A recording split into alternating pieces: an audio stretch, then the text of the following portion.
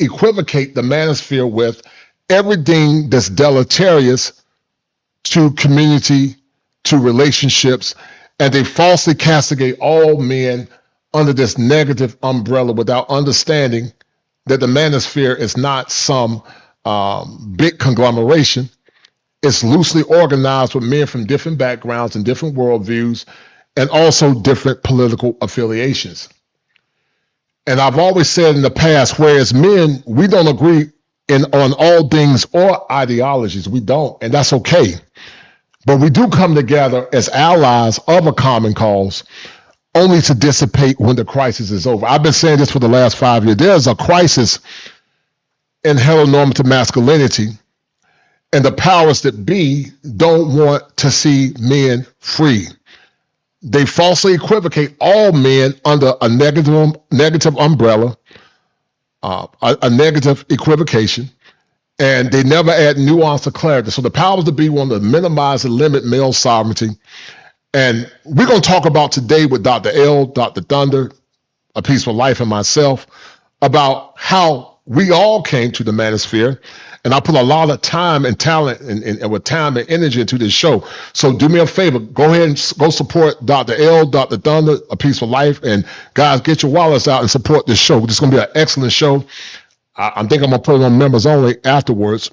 But we're going to break down this movie called Inside the Manosphere. Dr. Thunder, I think, has seen it. Dr. L has seen it. I haven't seen it, but I basically know what it's talking about. And we're going to give a very detailed analysis of everything and understand what the current culture and the current trends is trying to say as they're trying to not only minimize male sovereignty, but as we say in my professional and the clinical world, reduce the right to self-determination. So without further ado, I'm going to bring the brothers on. And we're going to break this thing down. So shout out to the one of the Gen X's, Dr. L in the house. Shout out to A Peaceful Life. And shout out to the Greek scholar, the theologian, the theological scholar, Dr. Thunder. All of us are Gen X brothers, man. And we're going to have a good show. So listen, Dr. Thunder has seen the show. Dr. L has seen the show, the movie. I think Dr. Thunder and Dr. L have seen it. Let me ask you guys a question, man. What is your take of what the manosphere is and what it means to you? And what was your consternation with the movie Inside the Manosphere, starting with Dr. L, and then we'll go to Dr. Thunder. Go ahead. So thanks for having me. I appreciate everyone. It's a pleasure to be on this panel today. No doubt. No doubt. So the Manosphere to me is a place of, it's obviously an online space that has been very beneficial to me. It's helped me to understand many of the issues and problems that I was going through or realizing I was not crazy.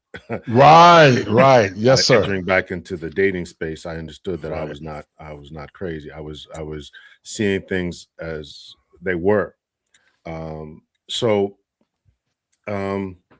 Yeah, and the documentary did not paint that picture accurately. It was definitely a hit piece. It was definitely a piece. I'm sure we'll get into it a little bit later, but just a piece that was designed to make men feel bad about the things that they wanted, and to look up to nefarious actors who didn't have the best of intentions for men and for masculinity.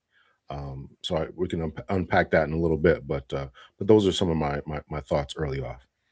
No doubt. Dr. Thunder, what was your premise of this movie Inside the Manosphere? What was your premise of the movie, sir? Yeah. And you know, I saw when that movie came out, the documentary came out, and I didn't watch it right away because I knew what it was as soon as I saw it on Netflix. But then I went ahead and watched it because I wanted to be able to do a show on it, which I did a couple weeks ago. My assessment of this is that it's the same thing that all of these hit pieces do, and it made the same mistakes. So now, granted, we know it's intentional that they're painting the space in a particular kind of monolithic, Hmm. knuckle draggers. You're all a bunch of MAGA, MAGA ninjas that, you know, um, think that women should be back in the kitchen, and all of this kind of misogyny. We know what We how know they what they're do, doing. Yes, sir. but the mistake I think that these hit pieces are making is that because they don't address the space with any nuance. Right, right, And right, right, it's right, right. obvious that that they have done zero research and have no understanding of what actually goes on in the space. Right. So so all it would take for a person that wanted to check it out for themselves to do is just to poke around just a little bit, and they'd be able to discover that that they were not telling you the truth. Mhm. Right? They were just, it was a propaganda hit piece. They're trying really hard, and I think people that are reasonable, I think that they'll see straight through that, Mhm. and I think that they'll pretty easily be able to tell that this is being done because there's something about the space that would give men a particular kind of information that I think would, potentially topple the status quo. Yes, sir. Yes, sir. Go ahead, Doc. Go Yeah, ahead. so that's my general assessment. He admits early on, Thoreau admits within the first few minutes that this documentary film was not about the space as a whole. He said that he was focused on more controversial folks. Okay. Right, right, right. He actually said that, and I thought that was being more honest than most of these hit pieces Mhm. are. Yes, sir. Right. Uh, and then he, the folks that he, and, I'm sorry, the people that, okay, so the people that he was talking about, but then he also they made a statement saying that generally the space is not filled with people that are making these sort of outlandish claims and are hyperbolic and and like that. So I thought that was I thought that was actually somewhat of a step forward. Right. Somebody made a comment in one of my videos, so I did my take on this a couple weeks ago, and somebody put a comment in there and said that Thoreau is a respected documentarian, and he thought that it was balanced on this kind of stuff, and I was like, well, so are a number of documentarians, but it just seems that when they cover certain topics, they do the same thing that everybody else does. Who's the guy that did Ken Burns? He did a documentary on jazz, and that documentary is all kinds of problematic. It represents the jazz as being dead or dying the whole time. Mhm. It hyper focuses on Louis Armstrong, and spends very little time talking about bebop, talking about Charlie Parker, talking about John Coltrane, and some of these figures so it's sort of an interesting sort of thing, because I think people are trying to do the thing where they say, well, hey, Thoreau is a respected documentarian, we should believe what he's saying.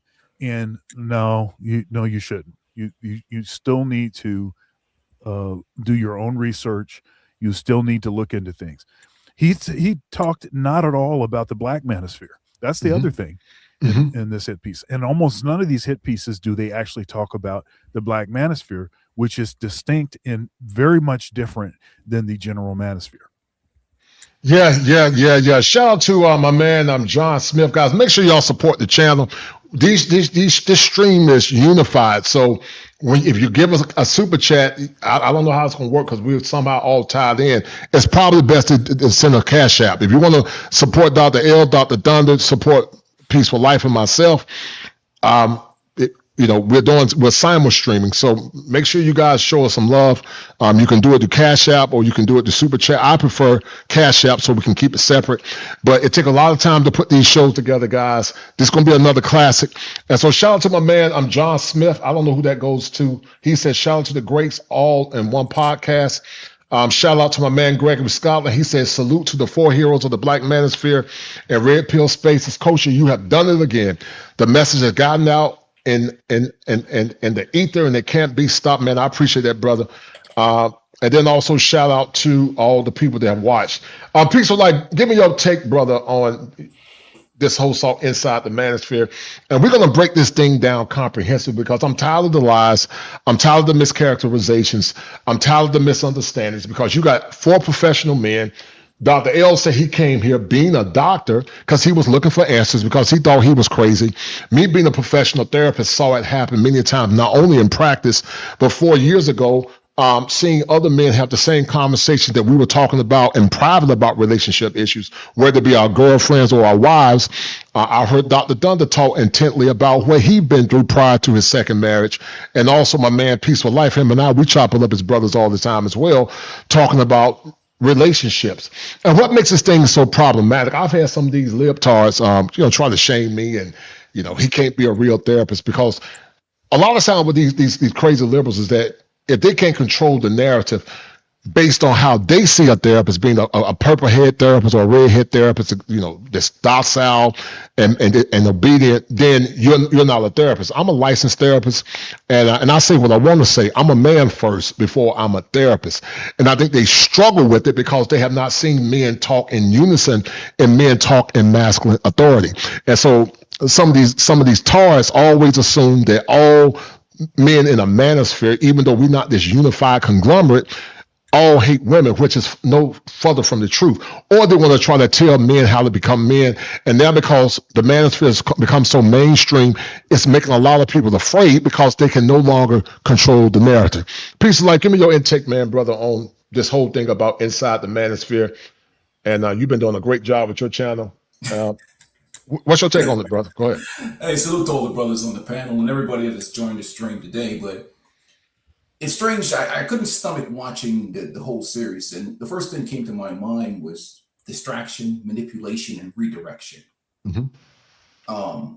And you do that many ways, and they've done this in warfare with propaganda, is to distract from the message itself and the problem itself, not to deal with the elephant in the room, which is the years plus 70 plus years of the turning this society itself into an absolute complete gynocentric gynocracy, the punching down and beating down of men and boys, pushing men down to lift women up. I'm basically trying to turn the making men effeminate creatures, attacking masculinity and manhood, which has resulted in some poor outcomes in terms of marriage and family, especially now with the economy the way it is.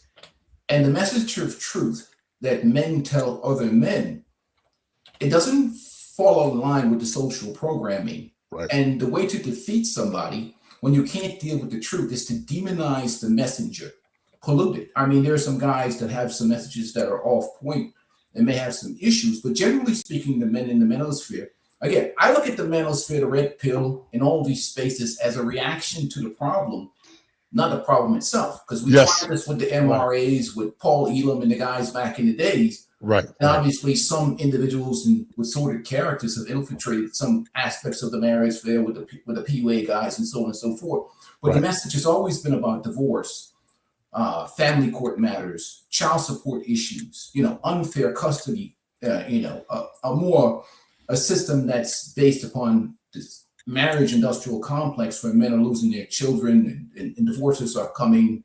And we've had this system itself of this attack on men and boys for so long, and getting men to take very much unfair deals.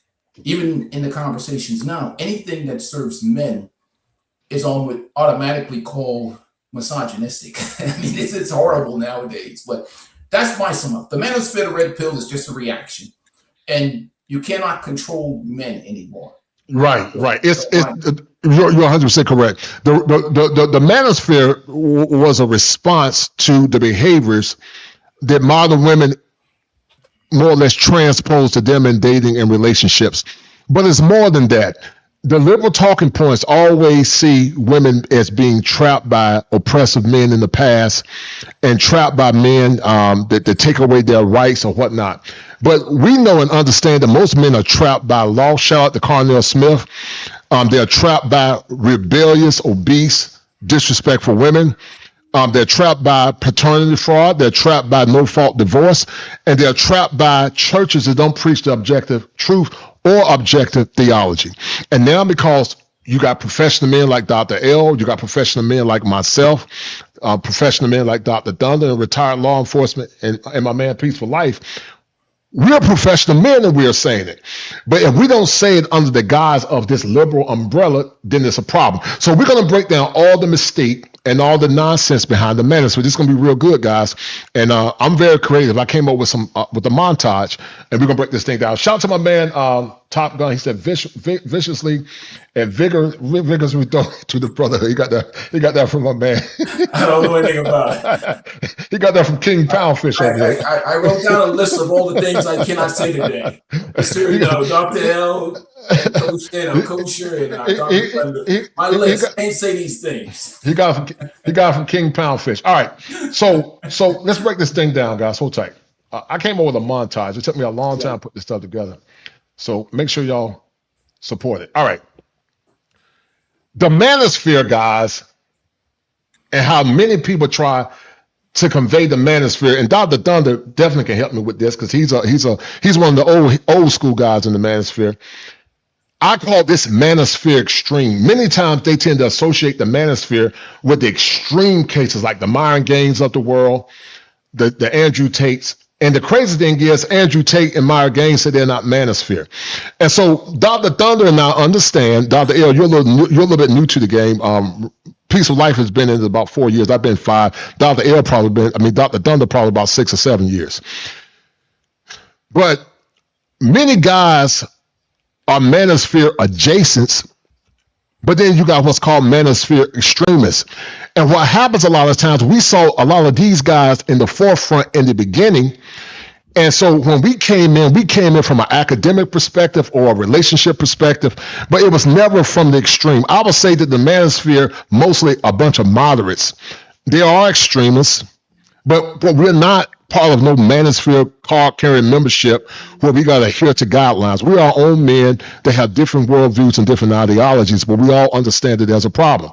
But the manosphere extreme class would be the Myron Gaines, the Andrew Tates of the world, and they were either PUAs that more or less got on the internet and painted a narrative and more or less, said outlandish things for to make money. They made millions of dollars off outlandish content. How would you respond to what I said, Dr. Thunder, about this first montage picture, brother? Go ahead. Yeah. So, Tate, I wasn't aware that Myron said that he wasn't manosphere, but Tate said he was not manosphere, and a number of folks that get highlighted as being manosphere. Matter of fact, in that the Louis Theroux hit piece, I think he said that. No, I'm sorry. It wasn't in that. It was something else I was doing. I mean, but many will try to put Jordan Peterson, and he's manosphere, like this. And it's like, dude, I mean, it's obvious that you don't know, and you don't know what you're talking about. The space is mostly, I think, as you said, a bunch of moderates, but you have a wide array of different political affiliation. Right. You have people that vote, people that don't vote, people that are married, people that are not married, people that are divorced, people that are pro-marriage, people that are anti-marriage. You have a wide array of different kinds of folks, religious people, you have people that are not religious, got atheists, you've got agnostics, you've got Islam, some Muslim brothers, you've got Christian brothers, and then with the Christian brothers, you have an array of folks. You have more sort of Pentecostal kind of brothers. You have like non-denominational kind of brothers. You've got high church folks, like Orthodox and Catholic folks. But you have a wide array of different kinds of folks and different perspectives, different like, again, political affiliation. I'm I style myself as being a bit more of a centrist. I'm right leaning in some ways. I have some perspective. I'm sorry, I have some what many would consider to be either libertarian or classical liberal kind of perspective on things. There's a few things that the progressives do that I think are actually okay. I don't have as big an issue with stuff like critical race theory. I think the way that it gets weaponized, I think is problematic, but I don't necessarily think that that's a problem. I have been hard in the paint talking about this issue, where the real issue in our country is that we've been pandering to awful women. Yes. Awful is affluent. I'm sorry. What is it? Awful. I always forget the acronym. I'm sorry. Affluent, white, affluent, white, female, urban liberal. The affluent, white, man, I keep messing it up. Affluent, white, female, urban liberal. And so I've been going hard in the paint about this is the primary issue in the red pill manosphere. Black manosphere is a direct reaction. It's a direct response to centering these women that are in a bubble, that have a bunch of folks that have been doing their bidding, including Black women and other minority women. And what we saw was that the primary issue was actually race, because you notice what happened when Orange Man got in office and Black women started losing their jobs like crazy. Right. But for the most part, white women have been okay. Right. So that shows you that the primary issue has always been an issue of race. But those are kind of issues that get discussed in the Black manosphere frequently. And that's definitely not a MAGA. That's not a MAGA Republican talking point. Right. So anyway. Okay. All right. Dr. L, how would you respond to that, brother? I know you're sort of new to the space, but how would you respond to that? All right. What was the question again? What was the question? No. So okay. All right. So hold tight. All right. So I was going to try to wing it. But I'm not. Okay. So we call it the Manosphere extreme class. And maybe you don't know much about Myron Gaines and Andrew Tate, but they tend to always truncate the manosphere with the most extreme cases. How would you respond to that? Okay, so my response to that is that there's a few brothers that I know of who don't want to be associated with the manosphere. Right. Coach Greg Adams. Who's the other brother? Medium Man. Right. There's a few others who don't want to be a part of that. And years ago, I actually went to my other defunct channel. The videos are still up. It's called Captain Hunter's Podcast. And so I did a video about that, about professionalizing this space. Again, I had kind of just joined in, and the space had gotten so much negative attention that people wanted to distance themselves from it. Right. Some of them I would think that we're in agreement should be distanced from right. No, right, exactly. But there's some brothers in here who are level-headed, who are clear thinking, and want the best in particular for Black men and for men overall. Right. So I don't have a problem with those who don't want to be aligned with it. Don't be aligned with it. If you don't like it, and the reason that they don't want to be aligned with it is because of the negative perception that it has. And of course, this video documentary that we're discussing continues to push that narrative that, these people are a bunch of incels, they can't get women. The only thing they're concerned about is women and being a gym bro and all these other nonsense. But there are certainly clearly some people out there who are looking for things that they lacked in their lives. As Dr. Thunder said, there's a wide range of individuals who have come Right. here for a number of reasons, from religious, Yes. well, not Right. that they're looking for religious things, but they've Right. come here because they've lacked something. A lot of a theme that I have garnered is a lot of brothers and even older men have lacked mentors. They have lacked people to look up to. They have lacked father figures. And so I would say that this panel is a good example of what we should be, mentors who can mentor the young people. In my review of it, that's exactly what I said. These guys are out here looking for young people. These guys are out here, young men are out here looking for people to look up to. So I think the four of us, a few others, should be those shining examples and shining lights as to what manhood looks like, what masculinity looks like, unapologetic masculinity looks like, to be able to stand on our square, well, no matter what it is. You know, if we sat here long enough, I'm sure that we would disagree on some political idea, Right. or we would Right. disagree about some religious idea or something along those lines. And Yes, that's sir. fine. That's But fine. Right. we can be disagreeable with we can disagree without becoming disagreeable. Yes, And sir. that's what a lot of masculinity that we're lacking. You know, they are claiming the notorious they are claiming that men are emotional. The men today don't know how to take control. They don't know how to regulate their emotions and all kind of other nonsense. Well, they're looking at the wrong type of men. We have to exemplify the right type of men. So those people, the Myron Gaines and these individuals who are clearly grifting, in my estimation, Right. they don't want to be Right. part of the manosphere or anything else, and that's fine by me. But I do think that we ought to paint a positive image, so when people look at the manosphere, they can say, okay, here's an example of some good, solid brothers who are telling and teaching some good information about yes, hitting the gym, eating right, exercising, becoming the best version of yourself, making sure that you're reading, taking care of your health, take care of your family, don't have a bunch of babies out of wedlock. And we could go on and on about all the positive things that I think that men should be doing. Yeah. Shout out to the white feminists passed the ball to the black women and they ran with it. Shout out to him. Shout out to my man, the angry man in the house. Shout out to that brother.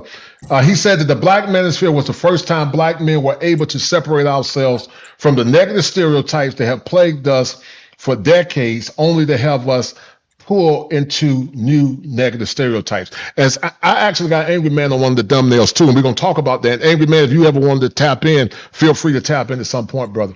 But I'm going to show you guys something. And shout out to the Angry Man. He's one of the pioneers in the space. But there's been a lot of consternation about what the manosphere is, what it's not. And I would say these guys are the manosphere extremes. Like you said, it was a grift for the most part. But the manosphere has evolved. It's a loose organization with different men from different backgrounds. And let's look at this. Hold tight. All right. So, like I said, guys, it took me a lot of time to put this stuff together. These were the pioneers, some of the pioneers of the manosphere. We got the angry man that's in the house. We got O'Shea Duke Jackson, Donovan Sharp. And I will argue that at one point, and Dr. Thunder, you correct me if I'm wrong, Kevin Samuels was in the manosphere. Now, some say that Kevin won't manosphere, but that's not true. I would disagree that he wasn't manosphere. I would argue that Kevin at one point was in the manosphere. He began to distance himself as he was beginning to make more money, and he was beginning to change his brand because it was controversial. But I remember a podcast with O'Shea, Angry Man, Donovan Sharp, LAR Movement, and it was called The Brother Pill, I think. Correct me if I'm wrong, Dr. Dunn. Is that true? Yeah, I don't remember the exact name, but you're remembering correctly. I'll say that Kevin definitely was Black Manosphere. It wasn't just Manosphere. He was Black. He was Black Manosphere, right? Specifically Black Manosphere. He was on a show that Donovan Sharp had called The Seven. It was called The Six, and then it was called Yes, The sir. Seven and The Six. Right. That was right. one of my favorite shows. Mhm. And the folks that were on there was like Minister Jap. You had a CGA was on there at one point. He was up there at one point, right? Myron Gaines was on there. A bunch of heavies. He put together a heck of a panel. It was really good topics. It was on a Sunday. It's a Sunday show. It's one of my favorite shows in this space. Right. And so when people say that Kevin wasn't Manosphere, that's not true. And what folks don't understand, anytime you say anything about Black relationships or Black women in general, a lot of times you're going to be grouped in the manosphere. It's not because you say you manosphere. I always call myself manosphere adjacent. But like I tell people, I've always been kosher. I've always advocated for boys. I've always advocated for men. When I was doing some of my seminal work in graduate school at UNC, some of my papers was on Black male advocacy and boys. When I worked in law enforcement, it was on Black male advocacy and boys. And even my whole life has been about male advocacy and trying to help boys and help men transverse this current thing that we're dealing with. But these guys, there were guys before Angry Man, Kevin, Donovan, and O'Shea, and you had men like Black Ram 313. He was one of the first pioneers, General Tito. I didn't really know Tito back then, but those guys were doing a lot of different things as well. But the manosphere over time, so Black men understand that you're not going to really make a lot of money advocating for Black men. You ain't going to make no money. And so a lot of guys came in with good intentions trying to help Black men, but they realized it was money, but it wasn't money unless you became controversial. And what I've learned, Dr. L, Dr. Dunn, in A Peaceful Life is that people don't want to really pay you for your professional expertise. They want something for nothing. I've had guys to say, oh, yeah, I want to do a talk with you and whatever. Okay, fine. When I tell them my price, which is cheap, they never get back in contact with you. I'm a licensed professional. I'm not no fake or no quack. I'm a real therapist. I didn't go, as I always tell Dr. Dunn, Dr. L, Chicken George State University. I went to the University of North Carolina at Chapel Hill, the home of Michael Jordan. And so a lot of times we tend to minimize the manosphere, but like I said, we're not no large card-carrying conglomerate of men. We're from different worldviews, different backgrounds, different political affiliations. And when we heard the conversations from some of the big dogs like these guys, it resonated with us. And I'm gonna tell you what I used to think, Dr. Dunn and Dr. L and Peaceful Life. I think a lot of men, when they came into YouTube, we thought in order to be successful, you had to be part of the manosphere. You don't have to. You can create your own niche. The YouTube is broad. You don't have to be in no manosphere. And a lot of people disassociated with it because you had the extremes like the Myron Gaines of the world, the Sneakos, the Andrew Tates, even though he said he's not manosphere. I don't think. Go ahead, Doc. Yeah, so Solo, I just wanted to mention Solo TV 84. Solo TV 84, right. 6 or the 6. And actually Solo TV 84 is who introduced Myron and Fresh. Right. That's why there is a Fresh and Fit podcast.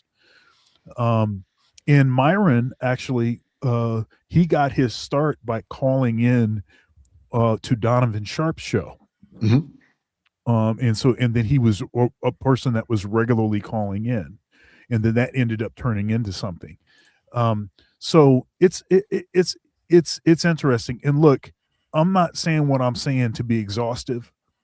There are a lot of people that I didn't say and that haven't been said yet. That's true. That are important to the space.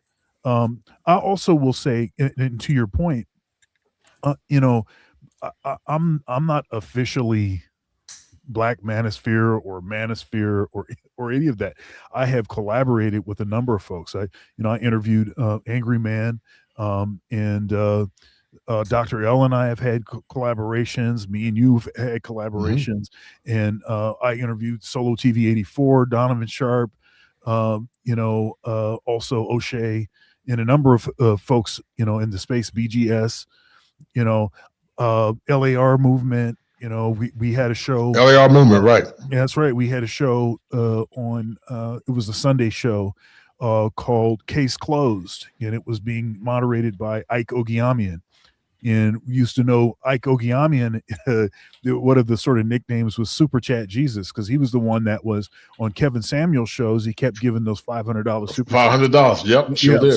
So the space is very diverse. It's a very diverse space, and you have a lot of folks that are adjacent to the space, as you said. I'd regard myself as being more adjacent to the space, but I think that the space is critically important. It's critically important right, for men to have a place where we can come and we can have frank conversations about the things that are most important. Politics, about relationship dynamics and religion. Those are things that are they're very important to me, and those are things that I frequently talk about on my show, with an angle towards the interest of Black men and boys. That I'm talking about those things in relationship to how they impact Black men and boys. And when I came into the space, however many years ago it was very organic. It was very organic. The first actual sort of Manosphere person that I interacted with, that I listened to their content, was Solo TV 84. Yeah, right. Mm-hmm. And then that just basically led to other content creators, and then I started reaching out to folks and having interesting interactions. I'm an academic, but unfortunately, the academic environment is not really open to having the kind of frank conversation, which is, I think, the most important conversations to be having right now. Is what is going on right now. This empowerment propaganda is literally destroying the world. It's literally destroying everyone, but you're supposed to not say anything about it and act like everything's okay. Manosphere is a space where you can at least have that conversation. Mm-hmm. And also Obsidian was one as well. He's been part of it. But Obsidian definitely was part of it. You know, he did blogs, wrote vlogs.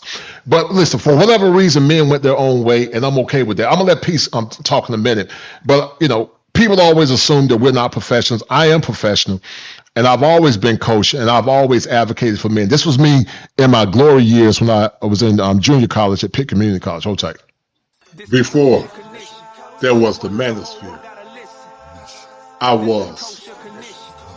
Before there was the internet, I was. I was that Sigma male crying out in the wilderness for justice and equality for those that are downtrodden and broken, those that are voiceless. I was the kosher clinician before I was the kosher clinician on the internet. My plight and my war cry for justice and humanity is nothing fake.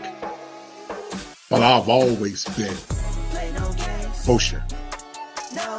And sit back and get this kosher fun.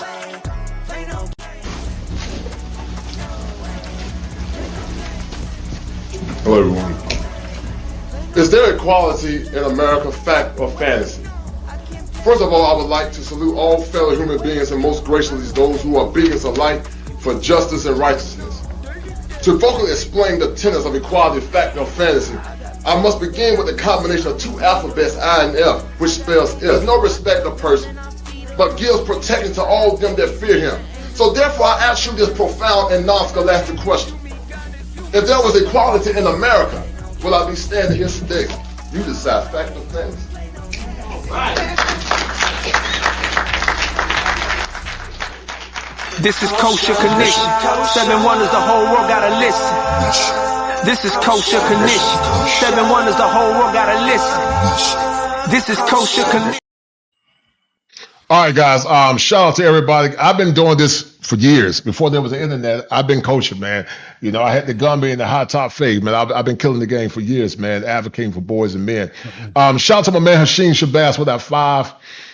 Shout out also, I don't know who this goes to. Hold tight. Shout out to this person, Nighthawk. What does it say? Nightcall. He said, hello, everyone. Do you think that the increase in single mothers and lack of positive fathers of figures in the homes contribute to the growth of the manosphere in the United States? No doubt. I'll let Roger, 100%. I'll let Roger answer that. And then also shout out to Glorious Love. She said, you may need to hire a PR firm, establish your goals and your objectives. Yeah, I'm gonna look into that. I don't know who she's talking to. I don't know if she's talking to me. I don't know who she's talking to, but yeah, I do need to do that. But Peace of Life, what do you think about what was said, brother? Go ahead. Well, so first of all, let me check. Can you hear me clearly? Yes, sir. Mm-hmm. Okay.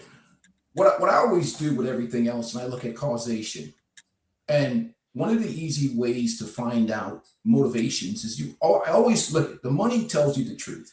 You can only cook the books a certain amount of way before we figure out that you're committing fraud or something of that nature. And even with my prior history in law enforcement, you start from investigation. You start with the foundation of everything. When I look at the manosphere or any of these spaces, I look at certain things: truth versus lie. Does what this individual is saying match up with the general realities of the society that we're in? You see, the issue with the manosphere goes to the money. We talk about Morgan Stanley's economy, the amount of women that are going to be single, the amount of resources that are not being passed around with marriages and relationships.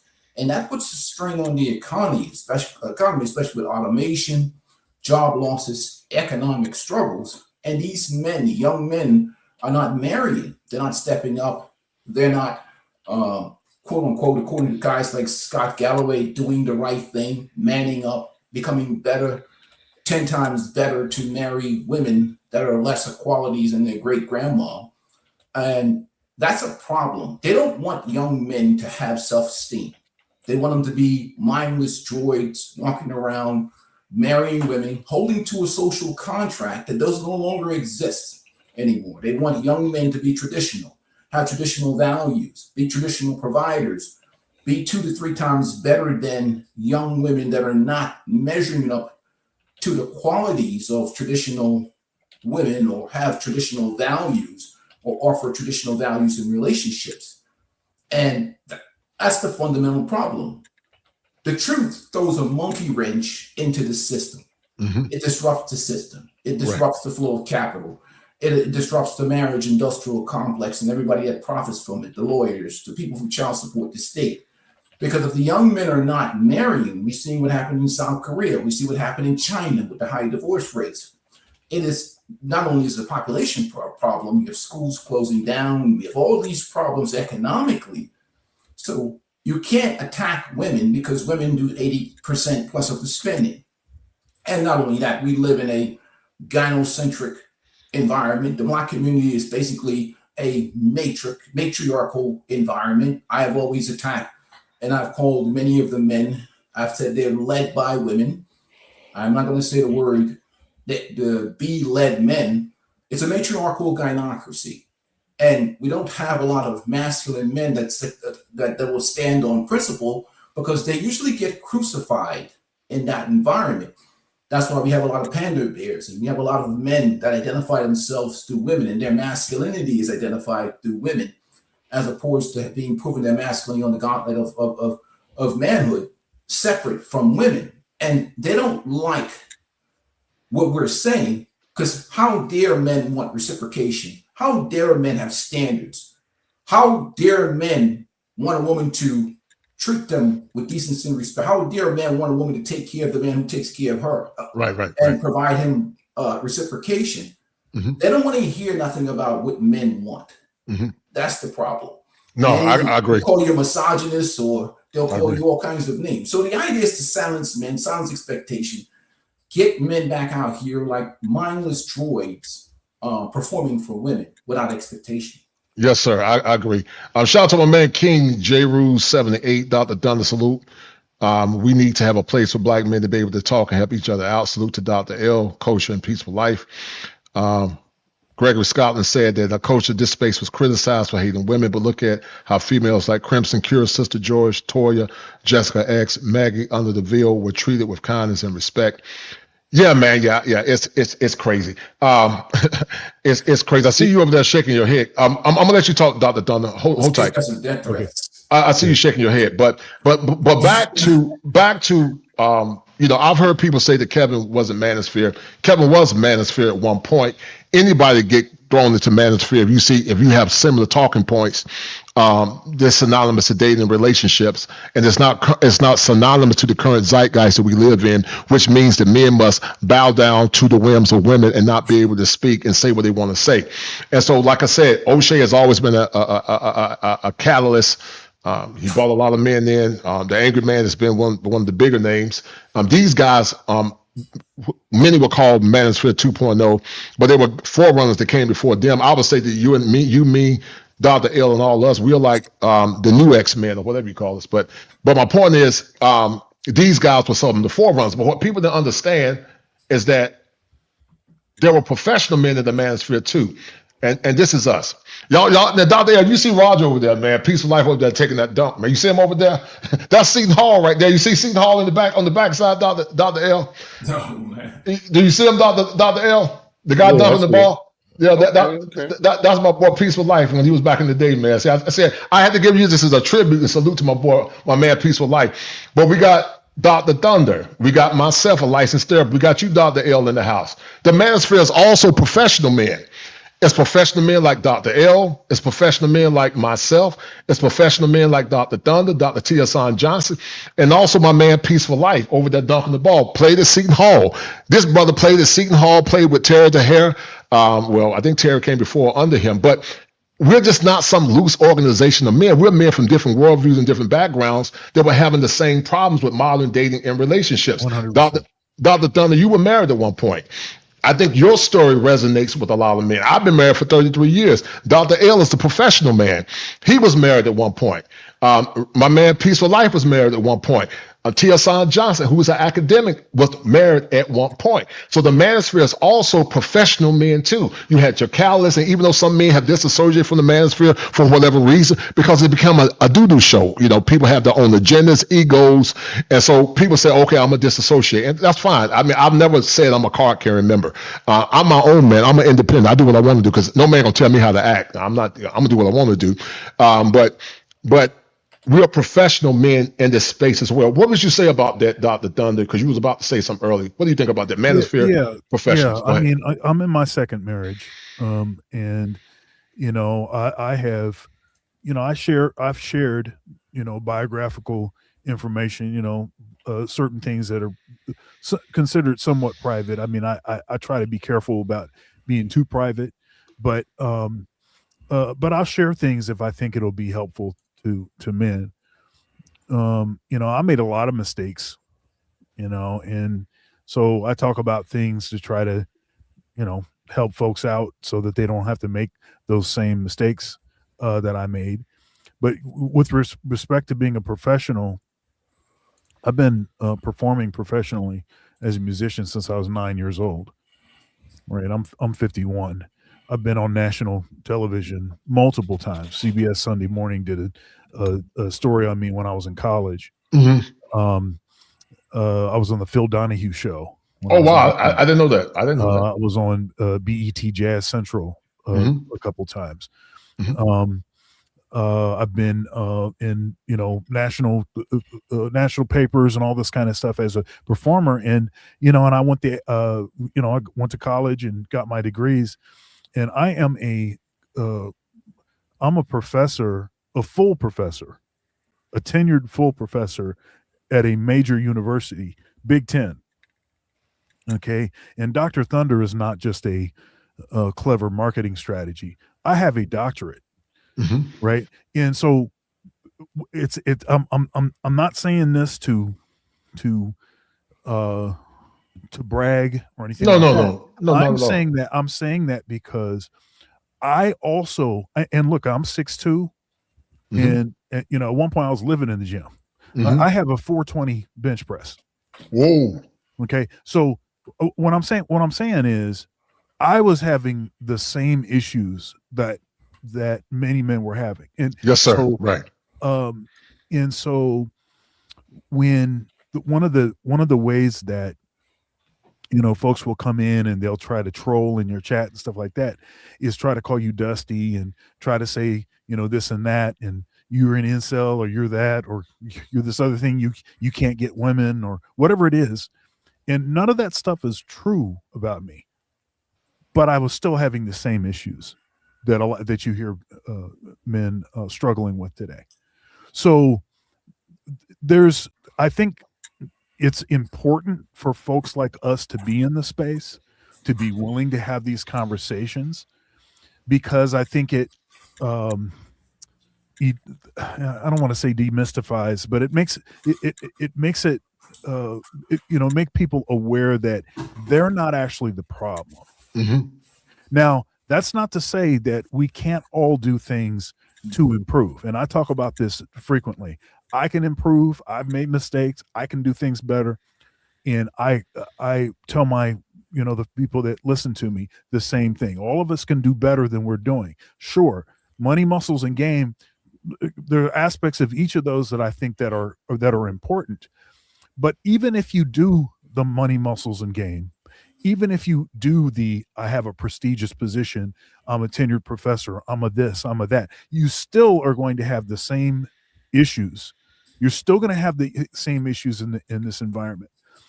And so you need to know how to navigate those, those problems. And if people like us will not have these conversations, I think that we'd be doing folks a major disservice. Yeah, Angry Man, if you're in the house, man, feel free to come up, man. I'm going to send you the link if you want to. If not, no big problem. This is only for Angry Man. If he wants to come up, if he can't, I understand. Dr. L, you are a professional. What do you think about these talking points? You're a professional doctor. You had a distinguished career in law enforcement. I started off my first 7 years in 9 years in law enforcement, 2 years with the Department of Corrections as a mental health CO, did 7 years Department of Juvenile Justice. Got my bachelor's degree, then went back and taught school for special ed kids, and I got my master's from Carolina. But what you think about this? Because the Manosphere is also with professional men like Peaceful Life, being a former Big East ball player, Dr. T.S. Johnson, that was married. He talked about his struggles. What do you think about that, man? Go ahead, brother. Yeah, so this is what I'm saying when I say to professionalize the space. These brothers who have accomplished something need to be louder. And we're doing the best we can. I'm not saying that we're not, but we need to be louder to shout out those voices of people who are grifters, who are in it, just for themselves, and creating the type of messages that we saw in the documentary. They're negative, and they're, in my estimation, they're detrimental. These young men are impressionable. They're going to follow after them. I have a problem. I've continued to talk about people who don't have credentials, degrees, or it's not even about degrees or credentials. It's about having some life experience. I've continued to talk about that, and people going after grifters and people who go out. Listen, when I was in church, I talked about it as well, and I have an issue with people who don't know what they're talking about, who are trying to sell you something, snake oil salesman, yes, and sir. other pejoratives there. So I have an issue with that. So I want people to become the best versions of themselves for themselves. And so, I'm having a conversation in the chat with the Glorious Love, about either we got to go our separate ways or we have to coalesce around a central theme and idea. It's either professionalize the space or do what others have done. And and that is negate the space and say, I'm not associated with that. So if we're going to be associated with it, I think it's going to be something that we need to do on a level that says, okay, here's what I want to join into. And that's the crossroad that we're at. It's either seen as a positive thing or it's a negative thing that we got to kind of run away from. And to me, it is a positive space as long as you're doing positive things. So let's do the positive things. We're all putting out content that it says, in some way, form, or fashion, improve, work on yourself. And that's always been my message, and I think it's going to continue to always be my message, is that we need to improve ourselves before we point the finger at someone else and say what they're not doing and how these women need to do this and the government this. The first thing that we need to do is take a look at ourselves and understand and expect things of ourselves. So can't talk about big back women and you're not in the gym yourself. Right. No, I agree with you. I agree. We got to do what we got to do. Right. Yes, sir. So let's take accountability. Let's take responsibility, and let's get ourselves together first as men. And then I know that this is a trope, and it's an idea, but we got to step up more to the fact that if we see things going awry in our communities, then it's up to us as men to join in. And it's up to us as men to say, okay, here's where we're going to draw the line. You had a great conversation with the sister Marion last night. And if she's saying that, she was saying that, men need to learn how to do things or build things again. Well, take that as a critique. First, I was kind of like, what is she talking about? But then, as I thought about it, listen, can you change a tire? Can you sheetrock a wall in your house? And if you can't, then let's take a look at ourselves and say, okay, maybe this is something that I can work on to become a better person. Not just because a woman wants me to do it, but listen, I can save some money if I learn how to sheetrock my house. I can save some money if I learn how to paint. I can save some money if I know how to fix my own lawnmower. Small things. So that type of thing, and then you pass that knowledge on to someone else down the road.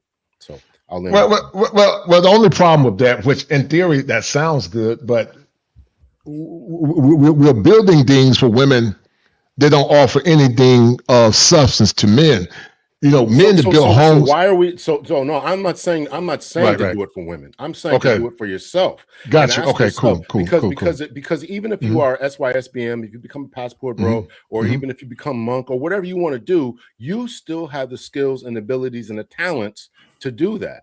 Now, if it comes to, I meet a young lady later on, and she can now benefit because of the place that I've gone to. So this is where we got to draw the line at. We're telling men to become the best version of themselves for themselves. Go to school to educate yourself. Learn a trade to educate yourself. Take a class at Home Depot to educate yourself. And therefore, you make yourself a better person. You become valuable to the community. When we talk about Kevin Samuels said it was really, it was like 6 things he said to become a high value man. I've always reduced it down to 2. Number 1 is money. And number 2 is to become valuable to the group. Ask yourself, are you valuable to the group? If I need somebody to help me with some type of music production or something like that, I got Dr. Thunder I can call. If you need some legal advice or some law enforcement advice, you can call A Peaceful Life, right? So they have become valuable to the group. And so that's the first thing. Become men who are valuable to the group in some way, shape, form, or fashion. If we need clinical help or we need something like that, we got you, kosher, we can call. And there's other men out there who are valuable to the group. So forget about chasing after women.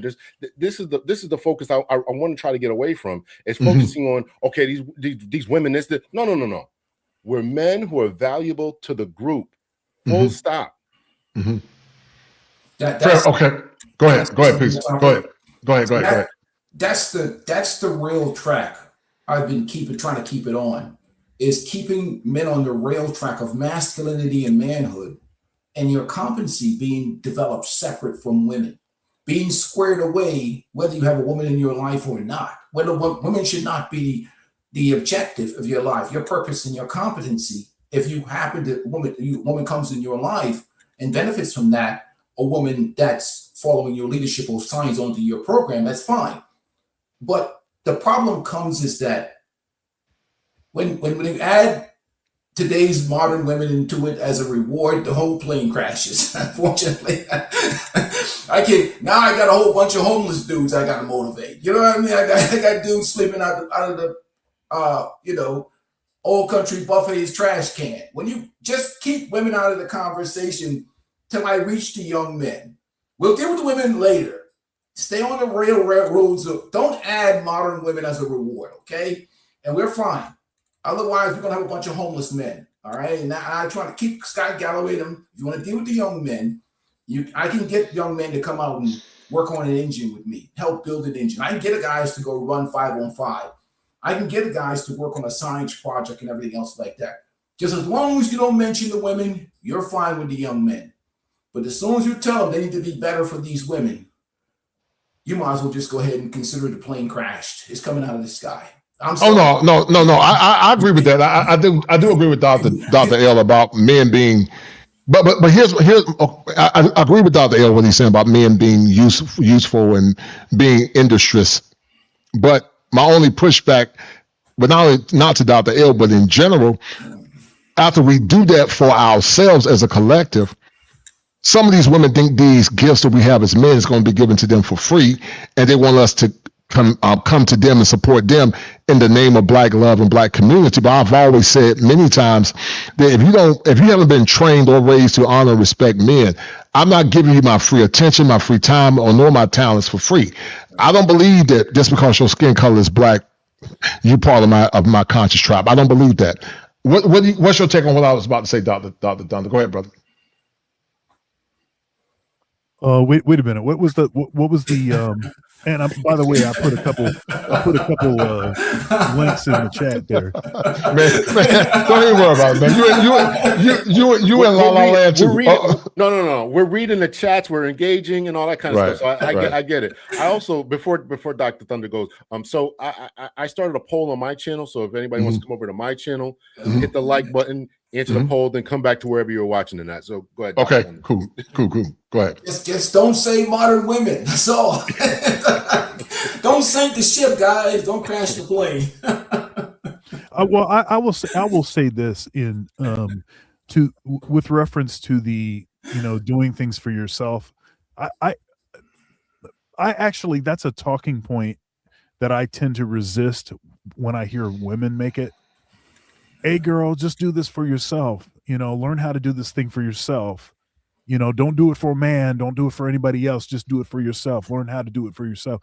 The issue that I have with it is it comes off as being a selfish thing. So the way that I frame that same idea is you do it for something greater than yourself. So because if you're fit, if you're taking care of yourself, you're eating right, you're learning new skills, everything else, that puts you in a position to be able to do something for other people, to be able to provide some service to other people. And also, since if you think about what the natural order is, God over man, man over wife, wife over children, men are to be on their purpose. And so we are to develop everything that we have as an act of worship. This is as an act of worship and an act of taking something that we've been given and presenting it back to God in a more cultivated state. That is our duty and responsibility. And women could do the same thing, right? But the issue there is, since the natural order, men are over their wife, not just over any woman. If a woman is doing those things, these positive things, she could actually be doing those as a way to serve the person that is above them. And I know that's like, we're not supposed to talk about that. We're supposed to act like everybody's on the same level. No, everybody's not on the same level. Jesus, I mean, it's going to be Resurrection Sunday in the West tomorrow.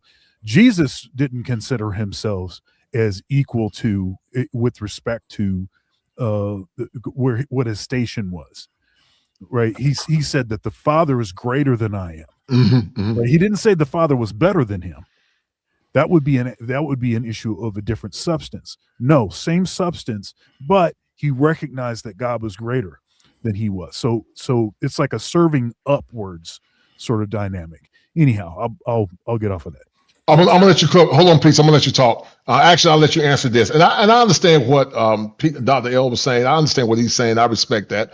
Not really a pushback against what Dr. L was saying. No, not at all. But listen, look, we all love each other as brothers. It's okay if y'all disagree with me. I don't care about that. That's fine. We gotta challenge one another in the spirit of brotherly love, and I don't care if any of you brothers push back against me. That's fine, as long as we respectful and we are respectful men. But Quiet Storm said that it's the same playbook. Men need to do better. Men need to step up. Men need to increase their skills. Men need to do more or do search or whatever. I would argue that fundamentally generations of men have always done that. I would even argue now that men that cannot build things with their hands, they still build things to show their love for their wives. They might cut the grass or they might do whatever. And it's never enough. And then on top of that, we're doing all this building and trying to be supportive, even though we're doing it for ourselves. I get that. But what kind of quality of women are we getting that would deserve that kind of service that they're asking for? That would be my major point of contention.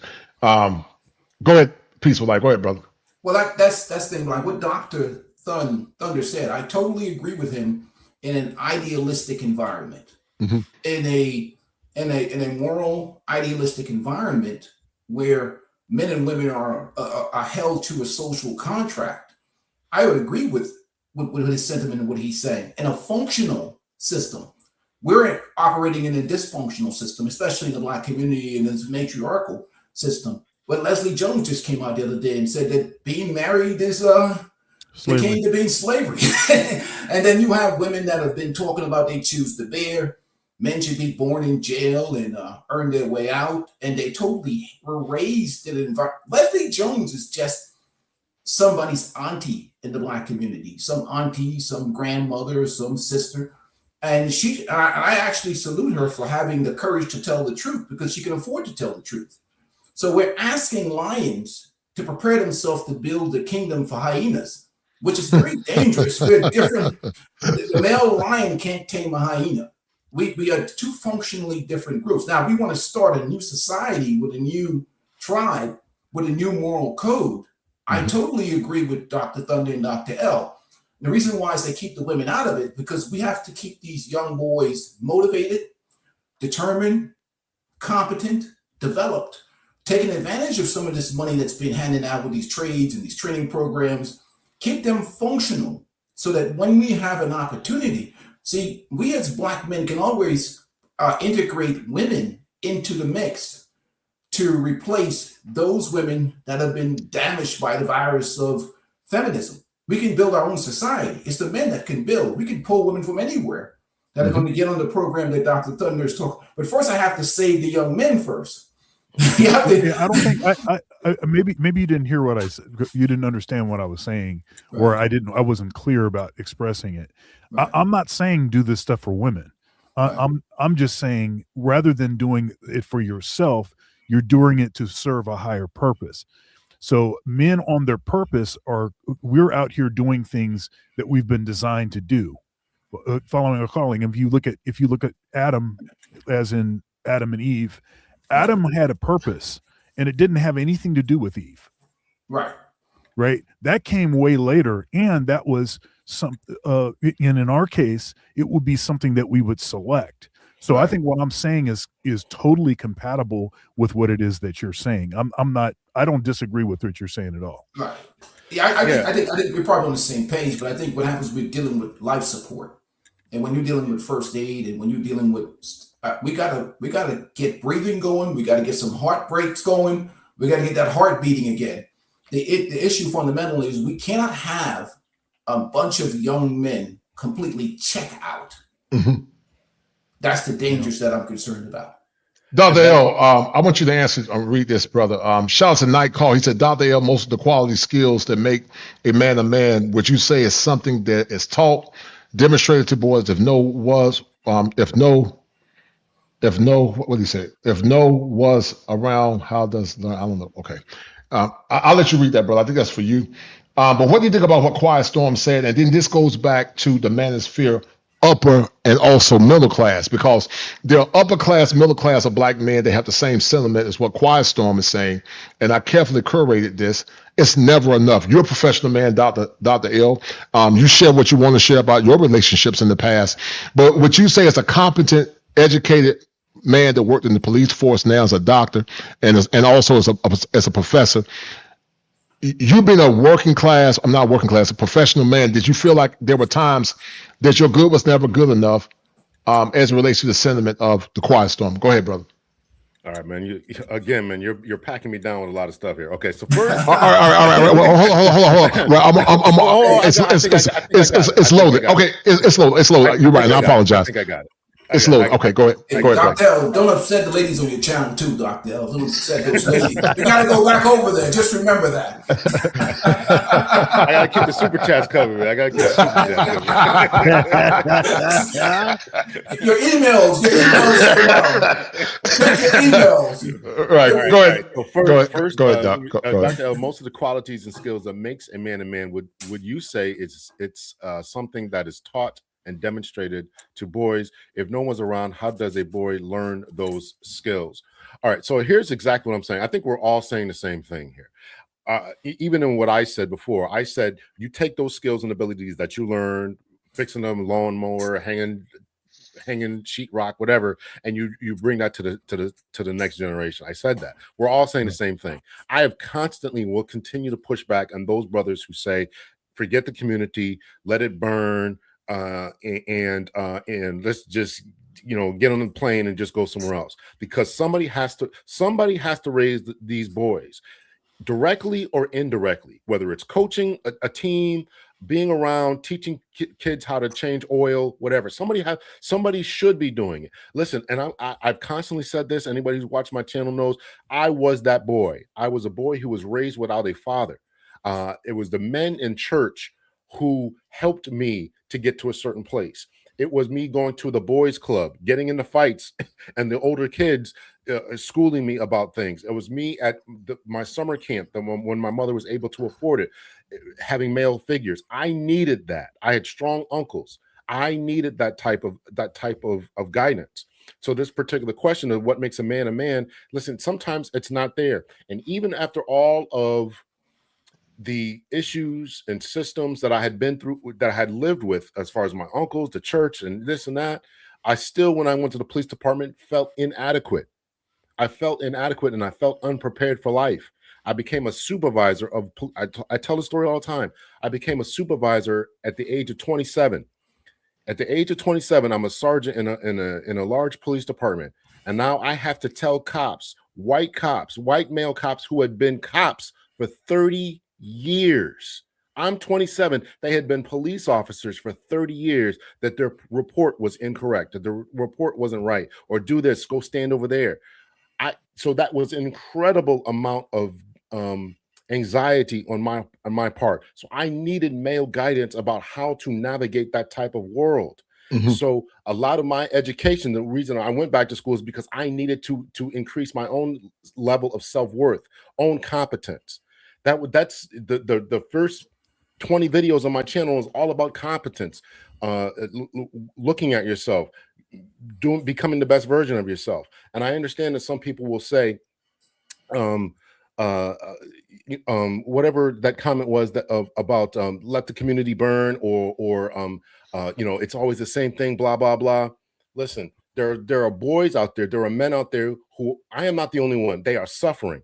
They put on good fronts. The way that they analyze the world, the way that they see the world, the reason that they come to these channels a lot of times is because they want to learn how to get women, and that's their only measure of how to be a man. If you ask them, what is about manhood that they want to aspire to, it's about how many women they can get. Well, that's why we're trying to change that and say, okay, can you fix anything? Can you do anything? Can you balance a checkbook? Mm-hmm. Can you help to build a house? There's other aspects that we have to recognize about being a man, and these are things I've taught to my son.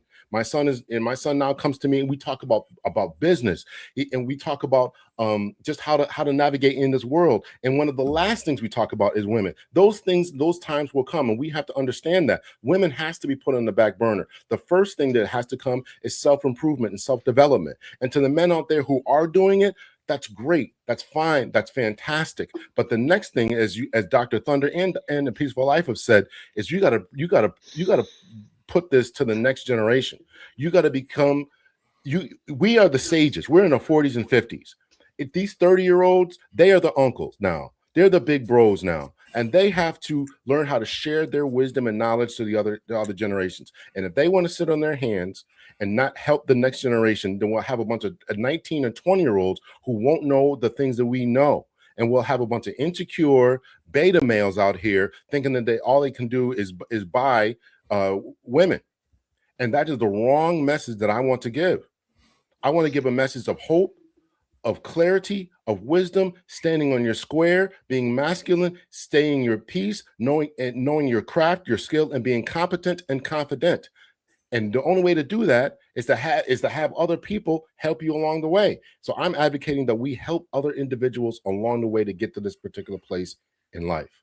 Yeah. And I respect that, Dr. L. I mean, I've been doing it my whole life, from teaching school to being in law enforcement. I'm working with adjudicated youth. The only thing with that is that if the foundation is already corrupt, all the labor that you put in trying to guide these boys, I've seen it so many times. When they go back in these toxic communities, they only replicate what they see. Now we understand that there's a partition of these young men that need help. I'm not necessarily against it, but I'm gonna be honest. I'm burnt out, bro. I'm not against helping men and boys. I've been doing it my whole life. I taught school for 5 years. I worked with adjudicated youth. I did community work, and I've seen it over and over again. The results really is like putting money in gas to be burnt up because the environment is messed up. But we always ask men to rise up to the occasion. But think about the men in our generation, Dr. L, the women that nurtured the boys and the girls in the communities. They read books to the little girls.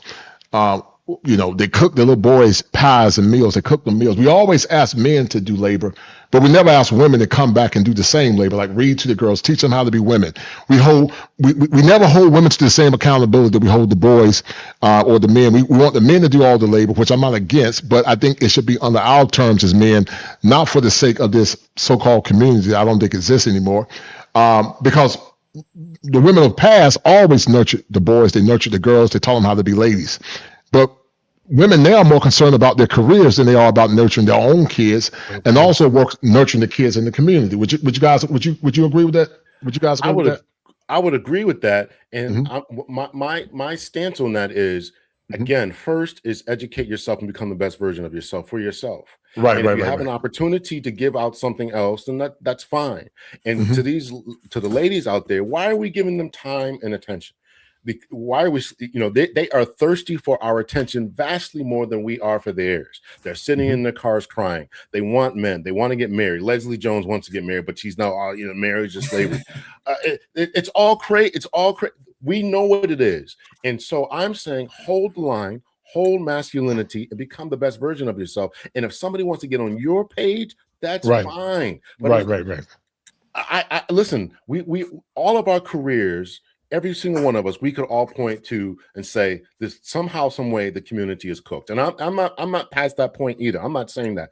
I was, you did your time in law enforcement. I did 24 years, brother. Listen, I understand. I was in the communities. I was at people's houses at 2 o'clock in the morning and all that. So I understand that our community is a problem.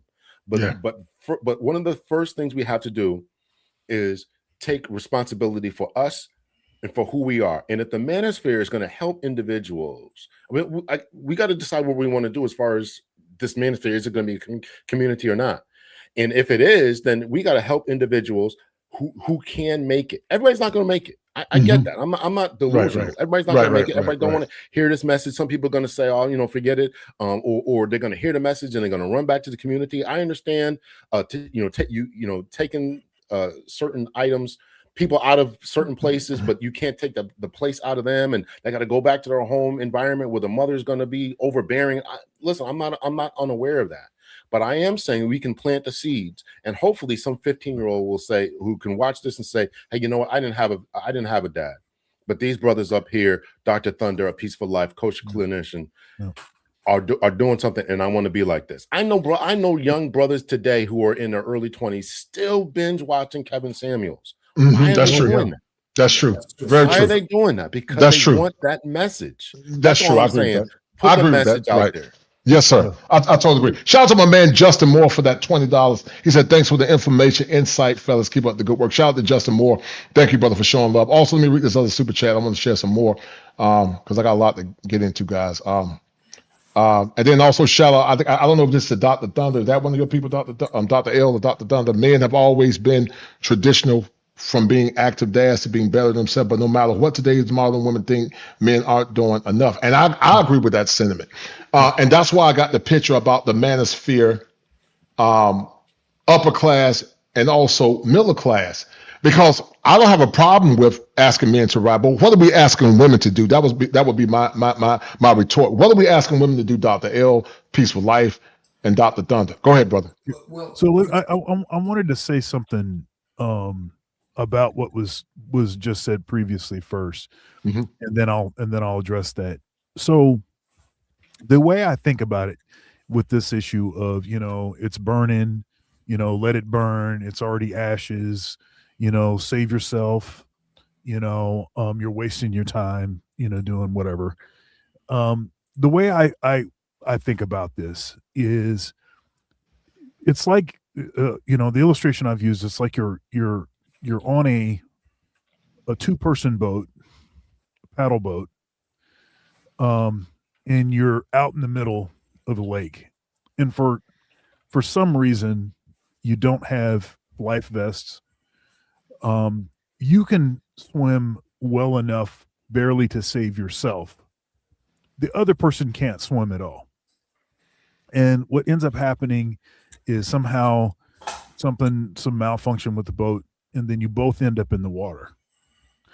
And you try to help the other person, but they're flailing wildly because they're afraid of drowning, and they don't care who they take out, you know, because, you know, of fear. So you tell them, you either cut that out right now, or else you're getting left out here by yourself. Right? Because that's the only thing that you actually can do. Because if you mess around and still try to deal with them, then you're both dead. Right? And that's the way I see this scenario. So I am all for helping people that are willing to be helped. Mm-hmm. I don't have to fight with you. We're not arguing. You know, I don't have to, you know, wade through a bunch of crap before we get to the, you know, to the point where you actually listen to what I'm telling you and conduct yourself accordingly, you know, or I just have to just leave you. Right. And then I think there's also another aspect of this is like, how old are the people that you're talking to? Okay. Because I would say largely especially when you talk about women, if a woman is beyond a particular age, it's done. There's not anything that you're going to be able to do. Right. I agree. I agree. I totally agree. However, I totally agree. However, you know, girls, young boys, and, you know, women will say up to maybe 25 or something like that. Then there's still, I think that there potentially is still hope. So you know, it's sort of a nuanced sort of subject matter. I don't like the idea of just letting it burn. If it already is on fire and it already is going down, I'm good with salvaging and pulling out as many people as I can, but they can't resist me. You cannot resist me because you're going to kill me too. And so that's the way I think about that. As far as what we're asking for women to do, so the primary issue with feminism is it's trying to eliminate all responsibility and all consequence from female behavior, while still giving to them, you know, rights, so-called rights, right? And a right is, for instance, is it's a privilege absent duty, right? So that there's no duty. So because as soon as you start saying, hey, here are the duties that I expect, then that's misogyny. Although they're totally great with telling us what the duties. Right. I totally agree. That's the dynamic that I see as being problematic. I mean, I totally agree. For a woman that is worthy, I'm willing to do, you know, whatever my part is. But for a woman that is not even willing to, you know, do what her duty is, and you can't even have the conversation about what their duty is, then what are you going to do? Right. Dr. L, I think this is for you, brother. I don't know if this is one of your people. Go ahead. No, that one's on my channel. That's okay. He says, sorry, Dr. L, but the community is cooked. There were times Noah and the flood, Sodom and Gomorrah, even in infinite power of God had to restart things. Sometimes, man. Yeah, that's a valid point. Sometimes in order to get, you know, I've seen all the time throughout scripture where God destroyed and wiped off the Amalekites, and he started all over again, because when people's hearts are hard and people's hearts are not pure and they don't want to change, I think our heart is right, and the nature of men is always to fix things, but fixing things without consequence means nothing. I understand there is a partition of boys that need help, but unfortunately, sometimes that's the casualties of civil disobedience. In my opinion, this person said, as a productive black man who has no kids, I refuse to fix any problems that had nothing to do with it. If I want to fly to another country, that's my prerogative. How would you respond to that, Dr. L? Listen, I mean, I think I've beaten this horse to death. I am talking about being an example. If you don't, I'm not asking anybody to fix a problem that they didn't make. I'm not asking anyone to do anything that would be outside of their scope of expertise. Here's what I'm saying.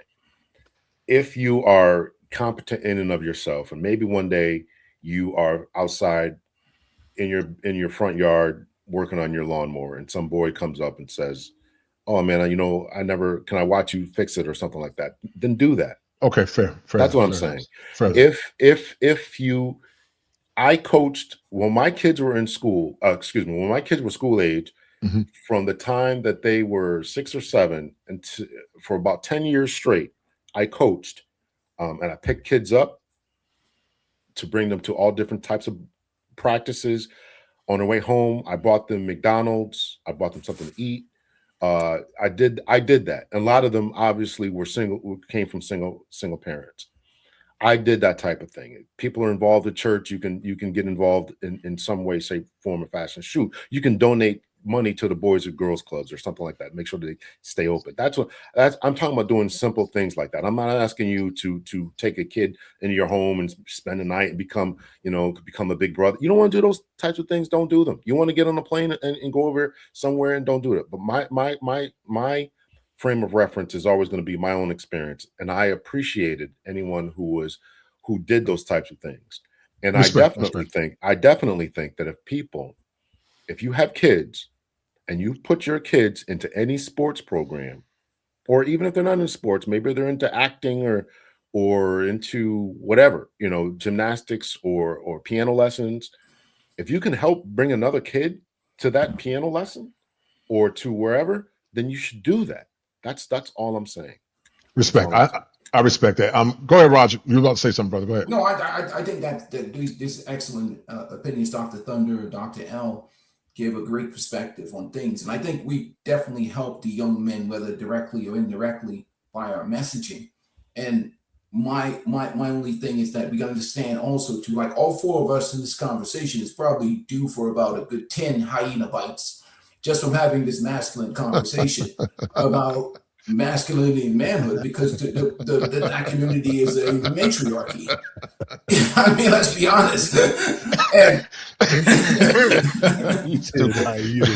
10 hyena bites, man. You funny, man. A piece, each one of us. Not 30 lashes. How many lashes Dr. Thunder gonna get in Dr. L? No, Dr. L, I'm gonna get about 40 lashes, man. I don't know how many lashes Dr. L gonna get. Get the crap bit out of you talking this nonsense. Because the only message that's why the panda bears are so successful in the community, is because they put forth the message that's approved by the matriarchal queens, which is that men are trash. It's all men's fault. Men are a bunch of bums, uneducated derelicts, and degenerates. And it's their fault because they're around here making babies all over the place and they're losers. So if you stay on that message, this all the community is willing to accept. So what I look at is this. I see let's say we have 4 male lions trapped in hyena kingdom with 1,000 hyenas, and we're trying to rescue them, getting them over to the lion kingdom. That's how I look at it. I hope my message can get those 4 male lions across the borderline into our territory. I look at it like that. So the only option I have is to focus on masculinity independent of women. That's like for me. If I say we're going to play basketball today and I want to reach the young men, we're going to play some 5-on-5. And if you guys come out, 20 of us, after this game, I'll take you guys over to Texas Roadhouse and get a steak. They're going to come out there to play ball and run. Maybe they want to beat up on the old man and get tired of me calling 20 fouls, but I still try and beat up on me. They're going to come out there and participate with me. But if I said to them, come out here and play 5-on-5 with a peaceful life, and your reward is some of those women that crashed down at the Daytona Beach, I'm going to be out there shooting basketballs with leaves. They ain't coming. You understand what I'm saying? So I've lost the opportunity to motivate, to touch them, to reach them, or deal with their issues. The modern version of women today is just not a motivation for the young men. They're just... I agree. So we got to focus on... I have no choice but to focus on masculinity independent of women. Our back is in the corner. We've got to get the trust. It's like dealing with somebody who's overdosing. You've got to get the chest compression. You got to keep the air flowing. You got to keep the airways open. You got to keep the blood flowing until you can get some Narcan into them. You got to keep them breathing, and that's where we're at right now. We got to focus on the young men, and I think black men, you're on your own. Hold tight, because I want to get through these super chats, and also I got some more pieces I want to share. Shout out to King Pure Energy for the new member. I guess he's a member on different channels. Shout out to King Pure Energy. Hold tight, let me read this super chat real quick. We've got a lot to get through. Shout out to AJC Facts, Interest, Feet, and Greetings. I don't know. This is one of your people, Dr. L. This is Dr. Don, the Peaceful Life. Yeah, it's one of my people. Yeah, one of your people. All right. If I click on this one of your people, guys, I'll let y'all just read the super chat because some of these people I don't know. Shout out to, I think this is me. Shout out to the podcast on the live stream. You shout out to the podcast on the live stream. You all may have different thoughts on the topic at hand, but great minds do think alike. No doubt. I appreciate it, brother. Thank you, sir. That was for me. Tim Howard gifted the Thunder 5 memberships. Shout out to Tim Howard. All right. So he's gonna dunk on him. All right. So there are professional men from professional backgrounds, working class men. I was laughing at Dr. L when he was talking about emotional labor. What do you guys think about the Manosphere upper class, professional men, the upper class, middle class men? They have fought to be good men for their wives, and it's never enough.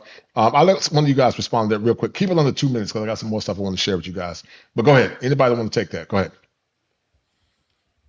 I'll jump in with that. So the upper, I don't know very many upper scale men, but listen, I think that men have been, I think we've alluded to this, where men have been taught that happy wife, happy life type of garbage. And right. I think that men need to get back to being men and understand, again, to echo what Peaceful Life is saying, we got to stop doing this for women. We got to stop doing this for women, and that includes upper scale men. And here is one of the biggest problems with marriage, is that it ties men, it gives the power over to the women, state sponsored. And if you're an upper scale man, if you don't have a prenup, and if you are engaged and you are with a woman in a marriage contract with the state, then you are put yourself at a great amount of risk. And so one of the things in the Manosphere is saying is, think about those risks before you enter into that type of contract, because now everything can change. Oftentimes they do. In this space, we talk about sexless marriages. We talk about all this other type of stuff.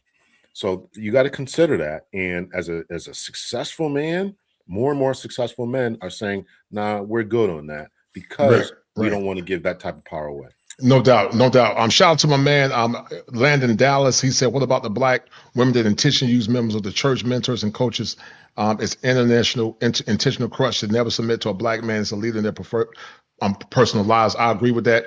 Shout out to my brother, Tim Howard, always showing love for the 5 memberships. Thank you, Tim. I appreciate the brother. You've been a stand down brother from day one. Shout out to Dr. Thunder. Shout out to Tim Howard also for gifting a Peaceful Life 5 memberships. Shout out to him for showing Peaceful Life, giving him 5 memberships. Okay, all right. So let's get back into it, guys. Hold tight. Hey, hold tight, Doc. I'm gonna let you cook. Hold tight. Oh, okay. And then also the Manosphere is also working class. How many times, Dr. L, Dr. Thunder, Peaceful Life, have we heard?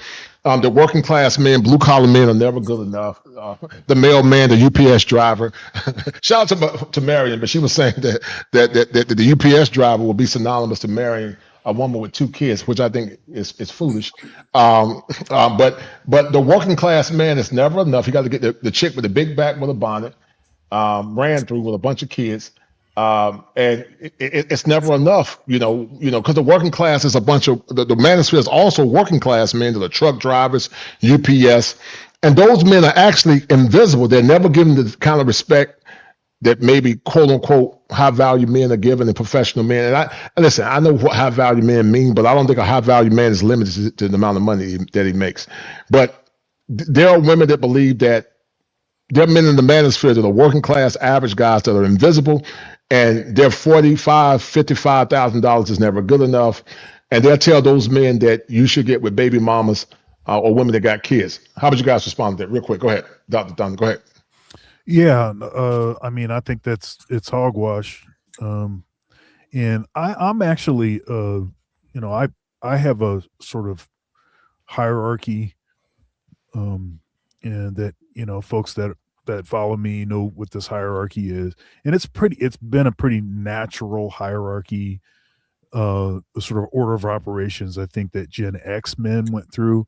I think that Gen Z is not doing this. They're just going straight to getting their passport, or straight to SYSBM. But Black love is at the top, and I'm talking Negro love. I'm talking ADOS, and then if that doesn't work, then SYSBM. If that doesn't work, then get your passport. And but like I said, a lot of folks are just going straight to passport. If you're a 50K brother, that means that you're a top 1% income earner on Earth. Right. That means you can take that's folding money anywhere else on Earth. And if you are have the kind of skills like a digital nomad, if you have those kind of skills where you can work anywhere, then I would say that would be a good option. There's a lot of toxic stuff that is being said on the internet. There was a comment earlier, and it was something to the effect of, social media is making XYZ worse and this kind of thing. And sort of, I think really what social media is doing is it's kind of giving us a clearer understanding of what's actually been going on the whole time. And also I'd say that much of the content that gets characterized as misogyny is a pushback. It's a pushback against the environment. And so I would not say that that social media is artificial per se, or is the source of the problem. I'd say that there's the social media, and there is regular interactions in the quote unquote real world. Both of them are actually real places, but the rules are different. Mm-hmm. Right. And so you just need to understand how to interpret the messaging. Yes, some things will be more hyperbolic, but what I think really is actually true and is more honest probably on social media is the comment section. Mm-hmm. So even if stuff is framed in a more hyperbolic sense, when it comes to the comments, those are real people, and maybe they don't think that, maybe they think that they have a sense of anonymity. Yep. But they're really actually saying things that they actually think. Mm-hmm. And so all of those likes that that toxic messaging is getting, and all of the "you go girl" and ninjas are all dusty, and all those sentiments that are regularly in those comments, I think that stuff is totally true. Mm-hmm. So anyhow. Yeah. And so, blue collar working class men are not good enough. But you're right, Dr. L. Those same men in foreign countries are venerated highly if they move right, because the women have been raised to be wives. Even though we know the foreign women are not perfect, we know they're not perfect. We know that they're being infiltrated by feminism too.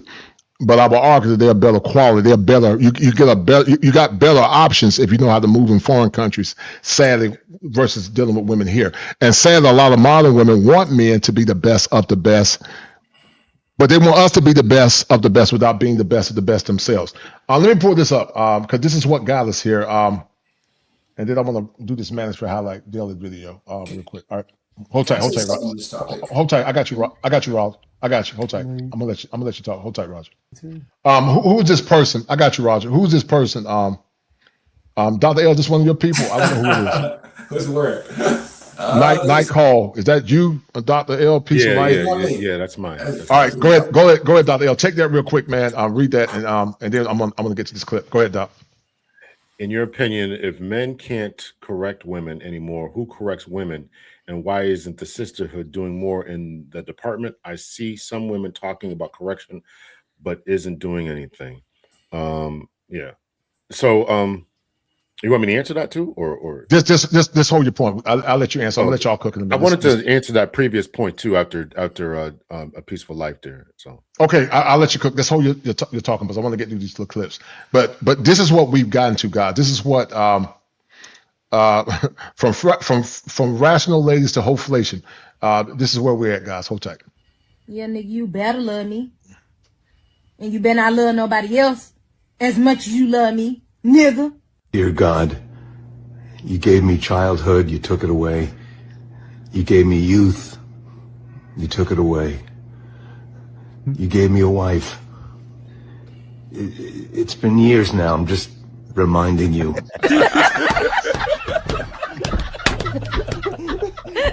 To all my sisters, listen carefully. A real man will buy you gifts, give you money without expecting sex. And that man is your father. Do you know why I pulled you over? Officer, if it's about speed, I was running from my wife. Why? She said we need to talk. So hold tight, because I remember you were talking about emotional labor at one point. But hold tight. Let me get to it. Hold tight. How tall are you? How much do you weigh? How much money you got? How many bodies do you got? What's your credit score? Do you have any student loan debt? Do you pay all the bills? Do you cook and clean? How big is it? How wide is it? Check. Doctor. All right. All right. Go ahead, Roger. Peaceful, like, go ahead, and then Dr. L, you can give your point. Go ahead, brother. I just want to get this message out, really, because I think what the issue is, and me and Dr. was talking about men focusing on themselves, is what I try to communicate to men. I don't care whether you make 50,000, 300,000, 1 million, 2 million, 3 million, 4 million, 5 million. It don't matter. A male lion cannot lead a hyena. I don't care what you've seen it with Will Smith, you've seen it with Tyrese, you've seen Leslie Jones just mounting off. Pick the right species of woman. The 10% women that are part of the Lion Kingdom, the lionesses. They're rare, they're hard to find, they're difficult. And the older these women get, these difficult old women out here, the ones that want to spend your money and keep their money, they're some of the worst ones. We need to focus on the younger generation when it comes to dating relationship. And lastly, the women in the Black community, I don't even want to say that, but they vote on policies: feminism, women's empowerment, LGBTQ. Black men is the last on the list. I totally agree. Only needed when necessary as resources and baby makers.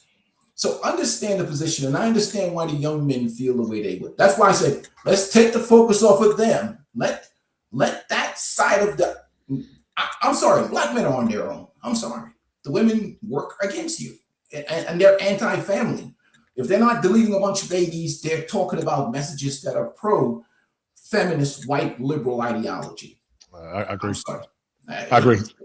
Dr. L, go ahead. You were about to say something, brother. Go ahead. Just to echo kind of what Peaceful Life was saying here. To my thought process about the truck drivers or the blue collar workers is, listen, you guys got to go outside and touch grass. you guys got to go out, and not I'm not saying you guys, but I'm saying men out there. We got to get out there.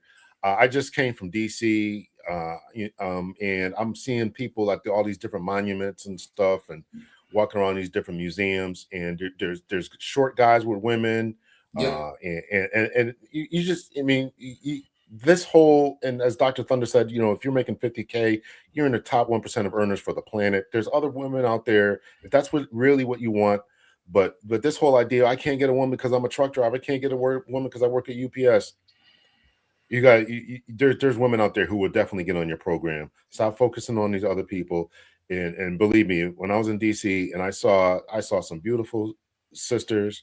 I saw some beautiful Asian ladies, and the guys that they were with, I'm like, what is this guy doing that he can pull this woman? So get your game on, get the gym, everything else we talk about, and have some confidence. And if it's not a sister that wants to get on your program, somebody else will. So this idea about I can't and nobody wants me and this, you got to get over that. You got to stop that. You got to stop that. Yeah. We talked about that. That's what we talked about, relationship capitalism. Right. Hold tight. The main problem is obesity runs in my family. Nah. The problem is no one runs in your family. The majority of black women are not queens. All right. So I want to show y'all something real fast, man. Because this is what dating has gotten to. That's why I said that we need to start charging some of these chicks a whole tax to y'all single men. We got to start charging a whole tax because a lot of these chicks want the best of men.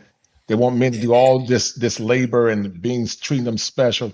But y'all please forgive me for this. I showed this to Peaceful Life. And man. Hold on. And Lord forgive me. But this was funny, but it was true. Y'all tell me what y'all think. And listen, I know this is satire, but y'all tell me what y'all think. Because this is what dating has come to for a lot of men. Hold tight. Oh my God. Getting in your shit, huh? I can't wait. It's about to be magical. Is it in yet? Is it in yet? Oh my God, I can't wait for you to destroy my guts. Is it in yet? Has destruction begun yet? Oh my God. All right, Doc. All right. You know, she said, was it in yet? And she said, I want you to arrange my guts. And he started crying, man. And so this is what dating has gotten to. This is what dating has gotten to. The brothers. Hey, Dr. L, why you trying to act like you don't want to laugh for that, man? But you want to laugh. Dr. L is gonna get 10 emails in the morning. He's gonna be like, look, I don't necessarily agree with a peaceful life, Dr. Thunder, and a kosher setting. You know, I was just there with those dudes, and they took it out of control. Start typing. Listen, y'all. Listen, it's already being flooded. Dr. L is afraid of losing some subs on his channel. Well, the women on this channel they want to. You don't want to laugh too much. They want him to be the next Derek Jackson, but he refuses. He refuses to cross the line. You see, he's over here with us. The women want to convert him to Derek Jackson. They have that bearded, that's a very sexy single man. They want you to pander to them, and Dr. L won't pander. The women is mad as hell. Oh no!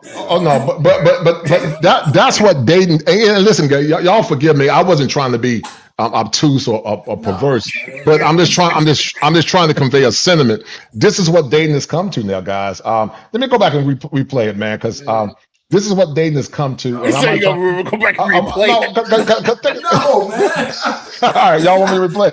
I want to replay. I want to replay. All right. I going to replay. All right. So I want y'all to listen to this chick. Hold tight. Government agents. You were empowered, but not in the way that you think. You teamed up with the government via government assistance, child support, legal filings, and they weaponized you against your own community and your own men. They sold you on being strong and independent, but really they just isolated you and set you up for further manipulation and failure. The system didn't free you. It actually programmed you to fight against your own, disrespect your men, and not respect your elders. You traded family for funding, and while you celebrated your freedom, your house just is slowly burning down, actually rapidly. Unfortunately, you're not raising children, you're actually programming them. Your daughters are repeating the same cycles as you, becoming baby mamas, involved in sugar daddy culture, whole culture, all of the above. And then your sons lack leadership, discipline, and self-control. So just no order at all, just all dysfunction, emotionality, and rage. You became the perfect weapon to inject the dysfunction right directly into your children, so they don't have to do it because you're doing it for them. But then you brag about your degrees and how you're the most educated and independent and strong and how you guys can take care of yourself, but your children can't read. Can we make that make sense? And as long as you keep choosing the system over black men, you'll remain a non-player character. A program bot running on a government code, just raising the next generation of slaves. And this is why you lead in obesity, single motherhood, least likely to get married, least desirable, most likely to raise a criminal. It's because you're a product of the very system that you think you're outsmarting.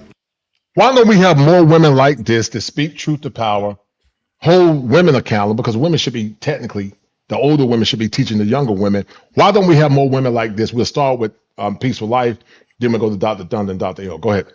Because the Black community in America is an absolute matriarchy. And that's the why, and there's a messaging and acceptable conversation in the Black community. And lastly, I'll say this. Young Black men that are articulate, that are intelligent, that are educated, and Dr. L talk about he's seeing all these people walking around Washington, D.C., go outside, touch grass. Stick with your dating and relationship DNA. If you go down there messing with Shamiqua or Keisha or whatever, and you get 1,000 hyenas bites to your ass, when you're an educated, young, squared away Black man or a tradesman or whatever, you get what's coming to you. Stay away from the hyena kingdom. Pick the best. I brought out the term relationship capitalism. When women compete, men win. Pick the best woman for you, regardless of race, creed, and color. Select the woman that's best. You're the one that have to live with her ass. You pick the best woman for you. That's my thing on that. Stick with your relationship DNA, and you'll be successful. You're going to get your ass ate up going down there messing with Pookie girl or Mook Mook girl. You're going to get your ass tore up. You might get deleted. All right, Dr. Dunn, go ahead, brother. Yeah. So the issue is, and by the way, when you put a comment up, it's covering me up. Oh, okay. Hold tight. I don't want to cover you up. Hold on. I'm sorry. Go ahead. All right. Yeah. So yeah, I mean, you know, if so, the pick. Okay, so pick me. Pick me is basically Pick Me is ninja lover. Right. That's what Pick Me means, is ninja lover. And so it was actually a racist term. It's actually a racist term. It's actually a term to say that Black men are not worthy of how dare you love a Black man. And so if you sound like you're saying something that's empathetic towards sympathetic towards Black men, to Black men getting a raw deal in the dating market, holding women accountable so that they would be a suitable match for Black men, then they call you male identified. Yeah, right. And, you're supposed to be decentering men. Matter of fact, you got this past week, I ran a number of videos where married women were talking about decentering men, and we're talking all of this kind of dusty talk about how men are terrible. D.L. Hughley's daughter is on there talking about how she's mean to men, and she hates men, and she's a man hating, mean spirited, nasty like this towards her, and she got her a good pediatrician because of that. But it's the sisterhood, it's the girl code, it's not wanting to be seen going against the girl code because of certain devious kinds of pushback, and the way that women do their pushback is it's insidious, and it is behind the scenes. It's mean girls. It's gossiping about you. It's trying to, not talking to you straight. It's going around the corner doing devious stuff. It's stuff like cyberbullying and all of this kind of stuff. This is the way that dark feminine sort of presents itself. And so because you don't want to have to face that kind of retribution, I think a lot more women actually have some of the sentiments that woman expressed, but they're not willing to say it out loud because they don't want to get the repercussion. But that being said, a lot more women as of late have been speaking up. Now, my assessment is, and what I tell my guys, I tell them, look, the environment is is different, and so you're having more women look like they're good options than Right. actually are good options. That's true. Very true. Right, because when the environment changes back, are they going to still be there? That's talking right. About how That's right. That's right. men should be celebrated and appreciated. Right, We right, should right, submit, and we should be, right. Learn basic, wife skills and stuff like this. Are they going to still be talking that way? Right. Probably not. Right. Women fundamentally are survivalists first, and they're very solipsistic, and they're gonna do what's best for them first. And that's why a lot of times, like I was talking about some of these trad cons versus trad cons. Some of these traditional women are really traditional con women. That are, because I found it right. I found it very offensive when women said we were with black men of the past because we were in survival mode. That's an insult. Because based on what you're saying, if you weren't in survival mode, you would have jumped ship and did what was best for you. The black men that built this country, the black men that built houses with their hands, the black men that got lynched from Jim Crow racism, the black men that were called boys, the black men that were denied opportunities, but they were only with us because they had to survive. Well, imagine if professional men like myself or Dr. L, if I was a single man and Dr. Peaceful Life and yourself, and you were single, say, okay, well, you're old now, so I'm gonna get me something younger and prettier. That would be a problem. But it's always men are held to these standards, even from the slave narratives about women being trapped. They were trapped in relationships because they didn't have no way they couldn't leave. Well, men are trapped now by law. They're trapped by no fault divorce. They're trapped by paternity fraud. They're trapped by a lot of different things. But the same women, men were always just as trapped as women. Exactly, they were always just trapped. Right. Hogwash. All of that stuff is straight propaganda, and they look. That's white woman propaganda.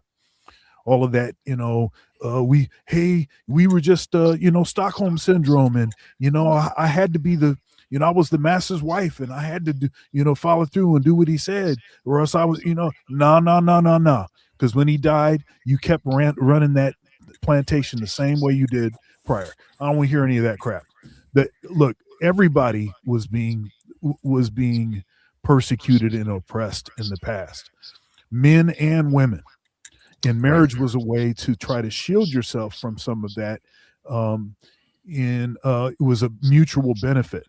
It was not slavery, like Leslie's saying, right? Leslie. Kenny Young, I don't know if that's one of your people, Dr. L or Dr. Thunder.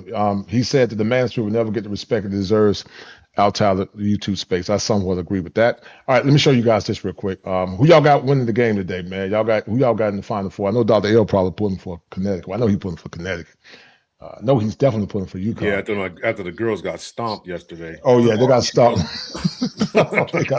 they got stomped. Who you? I know, Dr. Dumb. You pulling for Michigan? I'll be funny. Ohio State fan. But how can you tell? How can you? Yeah. All right. I'm gonna show y'all this, man. But what did y'all think about this little clip, the comment clip about emotional labor and what modern dating has become from the clips that I showed you guys a few minutes ago? What did y'all think about that? This one right here? No, not that particular one. What I showed y'all prior. Did anything resonate from that clip?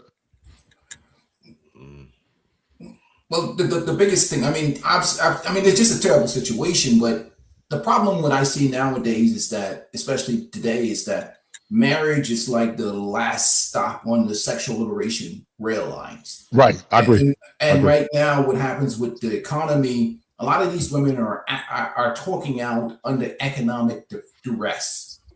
If a certain person won the election or whatever else, these women would be calling us all kinds of names and this and that. If DEI was still in place and all these, they're scared financially. And a lot of rebranding is going to go on. Messages are going to change up. But at the core, their hardcore feminist nature is not going to change. I don't believe it's going to change either. I totally agree. I agree with that. I totally agree. So the clips that I showed earlier, Dr. L and Dr. Thunder, did you guys see anything from those clips that resonated? It was satire. But if you didn't, no problem. All right, so let's get to this real quick, and then we're gonna end this. Hold tight. Chance to embarrass the female guests. See, this is what they when they talk about misinformation on the internet. This is what they're talking about. I'm a huge Trump supporter. I have this stuff everywhere. You can't see it? No. We can only hear it. You can hear All it. right. Hold tight. Hold tight. Hold on.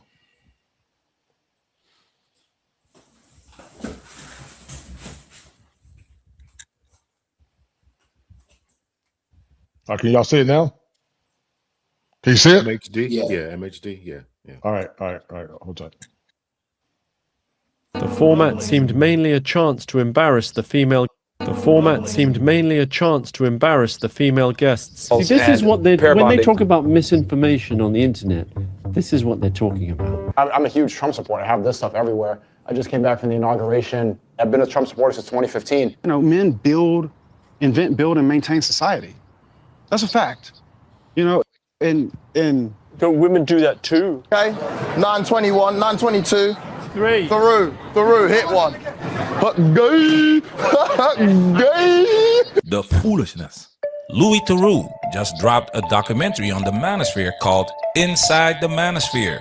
And if you've actually spent time in this space for more than 5 minutes, something about it feels off. I was hoping to understand a little more of what they appreciated in the Manosphere content. Not because everything in it is wrong, but because it's looking at the loudest part of the Manosphere and pretending that's the whole thing. A man who's not dangerous, he will never be seen as successful. You can't be a little bitch. Man against women, that's attack on masculinity. If your bitch is going to a club when you said no, destroy her life. Now here's where it gets interesting. Back in 2017, Cassie J made a documentary called The Red Pill, and she did something Theroux never really attempts. I was trying to understand how these, what I perceive to be women haters, could have so many followers. She tried to understand the people she was interviewing. One of these documentaries tries to understand men. The other tries to warn you about them. One struggled to get screenings. The other ended up on Netflix. And that contrast? That tells you everything you need to know about who controls the narrative. And halfway through Theroux's documentary, there's a moment that completely exposes the problem with how the Manosphere is being portrayed. Most people won't even notice it. But once you see it, you can't unsee it. Let's get into it. Now it's time for us to get into this and do what we gotta do. Because we many.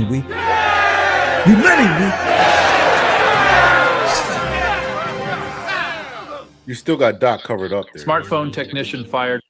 All right, hold on. That's hold tight. I'm sorry, a peaceful life. Whoever's at the bottom gets covered up. All right, hold tight. Let me take this off. Hold on. It might be good because they can't associate with me with you. All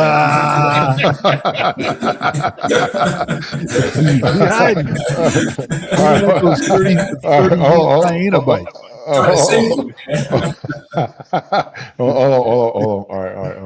After showing customers the hidden kill switch buried in every software update. Now he's I'd been learning about his ideological forefathers, the community of ultra-masculine influencers, sometimes called the Manosphere.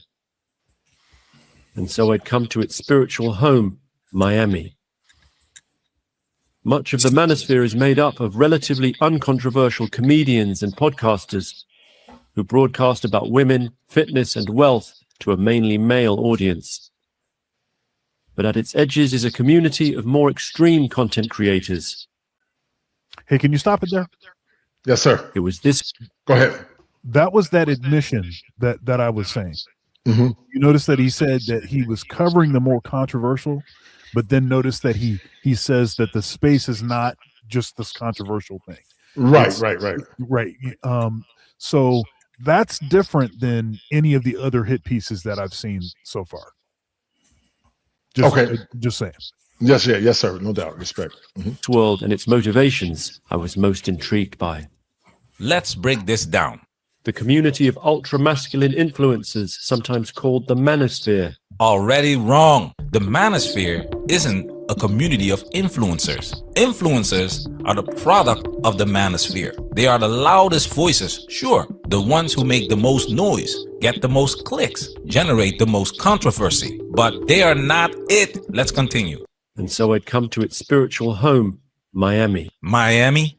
Miami, the Manosphere doesn't have a spiritual home. It's decentralized by nature. It exists in forums, in comment sections, in private Discord servers, in the minds of millions of men quietly questioning the world they were handed. But sure, Miami, where the influencers live. Keep going. Much of the Manosphere is made up of relatively uncontroversial comedians and podcasters who broadcast about women, fitness, and wealth to a mainly male audience. Relatively uncontroversial. That's the concession. That's him admitting that most of this space is just normal guys talking about self-improvement, talking about health, talking about building a life. But he's not here for that. But at its edges is a community of more extreme content creators. It was this world and its motivations I was most intrigued by.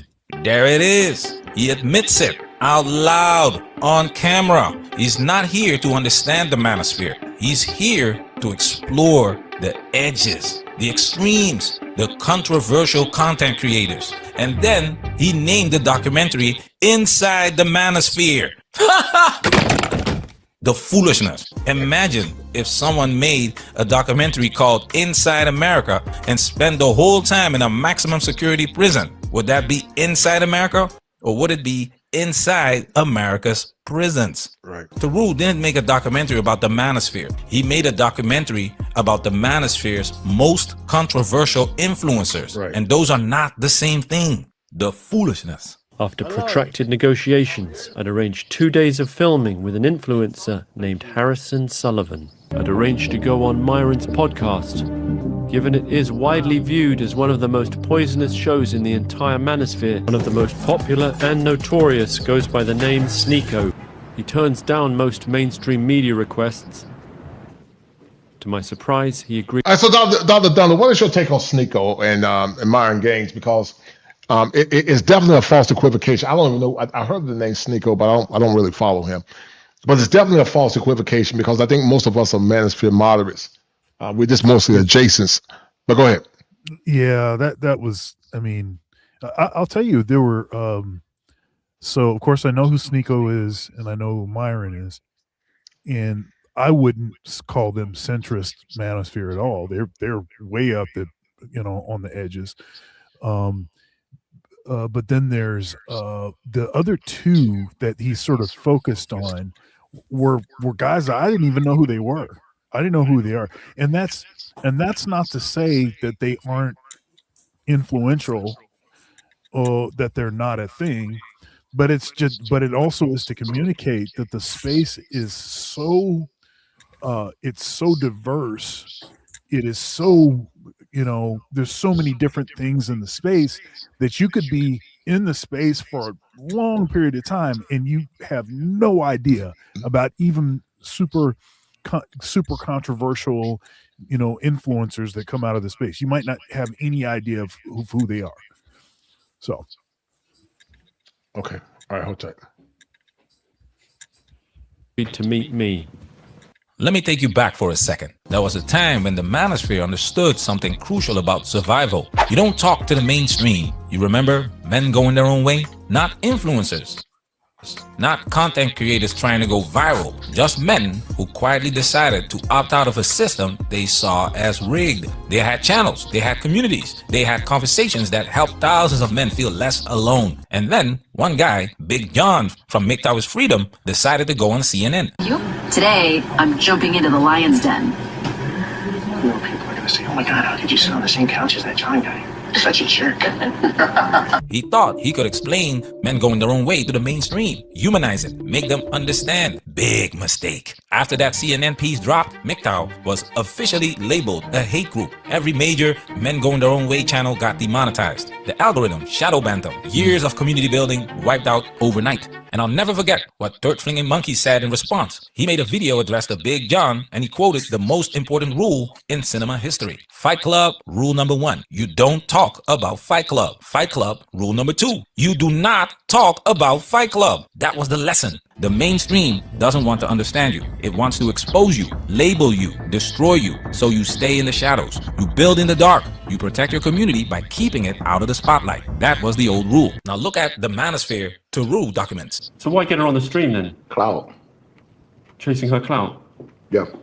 views, which I did. These guys are not hiding. They are performing. They want the attention. They want the controversy, because attention today is currency. Views turn into subscribers. Subscribers turn into revenue. So of course. So what did y'all think about? What do you think about that, Dr. Thunder, about what he's saying? Because as I started my segue earlier, or my piece earlier, I talked about that there were extreme Manospherians, then there were the catalysts and the entertainers, and I hear you say it a lot of times, Dr. Thunder, that you think you're being suppressed. I know my content is good. I'm probably being suppressed. You can't. I mean, the algorithm might say it's not, but I think it's being suppressed. But I could be wrong. But what do you think about what he said in that little short clip? What do you guys think about that? Go ahead.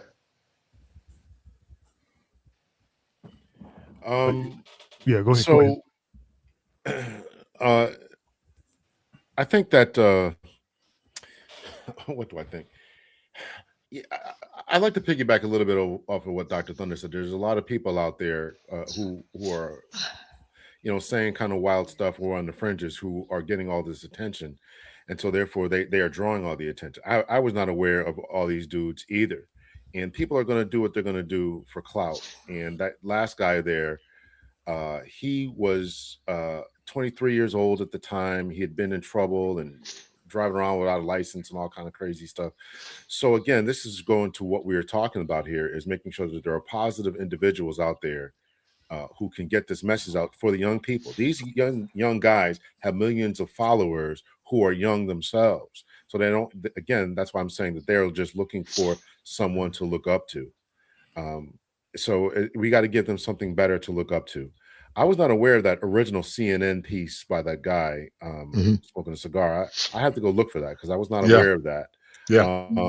And what's ironic is, and I'm sure that we've all addressed this in one way or shape, form, or fashion, that this is about men walking away, going away, in some frame, some form. And society has an issue with that. And I can recall being a young guy. I think it was on Montel, if you guys remember that show, Montel Williams' show. I do. He did a show about a woman saying that she didn't want to be in relationships, and she didn't get. I can remember watching the show, and she was like, "I don't like men." Not that she was, a member of the LGBT, but she's like, "I don't like the way their humor. I don't like the way that they are." And it was surprising to hear a woman say that. But at the same time, she didn't get a lot of hate from that particular episode. But we are getting a lot of hate. I didn't see this CNN episode. But if they spun it in a way that this is a bunch of incel men, then that shows a clear bias. They don't want men walking away. They need you on the plantation. They want you on the plantation. So this is something that it should be admitted. And if this guy, as has been pointed out by Dr. Thunder and MHD, that he intentionally went after these more controversial people rather than the level-headed people, then that shows you that that there's definitely a design bias. So design bias, trying right? to destroy something that they can't allow, and that is men going their own way. Right, and that goes back to why a lot of men feel like, why would I put myself in a situation where they don't really want to understand what I'm saying? They just want to expose me and censor me and not allow me to have agency as a man or have sovereignty as a man. So why should I come back to a community that don't care about me or my rights or how I feel, and they suppress any and all things that I say as it relates to my needs and my wants being met? And Dr. Dunn, you say a lot of times you feel like your channel is suppressed. I want you to elaborate on that, but also what do you think about briefly what this guy said, and then I'm gonna finish the rest of it. Go ahead. Yeah, I mean, it's definitely the case. I mean, there's a different set of rules. YouTube definitely plays favorites. There's certain things that they don't want you talking about. But also, they also know that they can make a lot of revenue if folks are saying really flamboyant, controversial kinds of things. So they don't suppress the fringe. I don't think that they're suppressing the fringe, but I think that they are suppressing the more level, nuanced, kind of content that also happens to be, presenting the modern dynamic in a less than favorable light.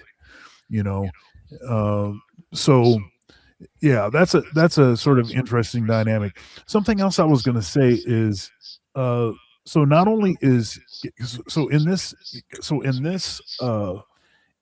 hit piece, so he doesn't address the centrists, the people that are in the middle.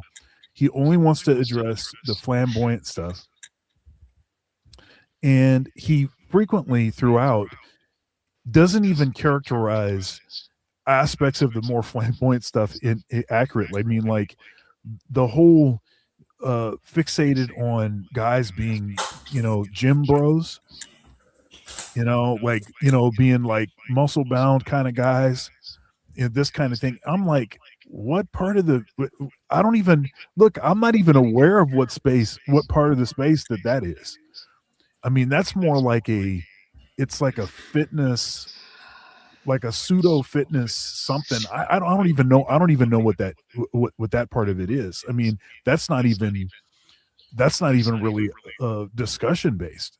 Like, so you're calling people that are producing gym content they're Manosphere too? I don't know. It's like what y'all are all over the place. Like, what the heck, man?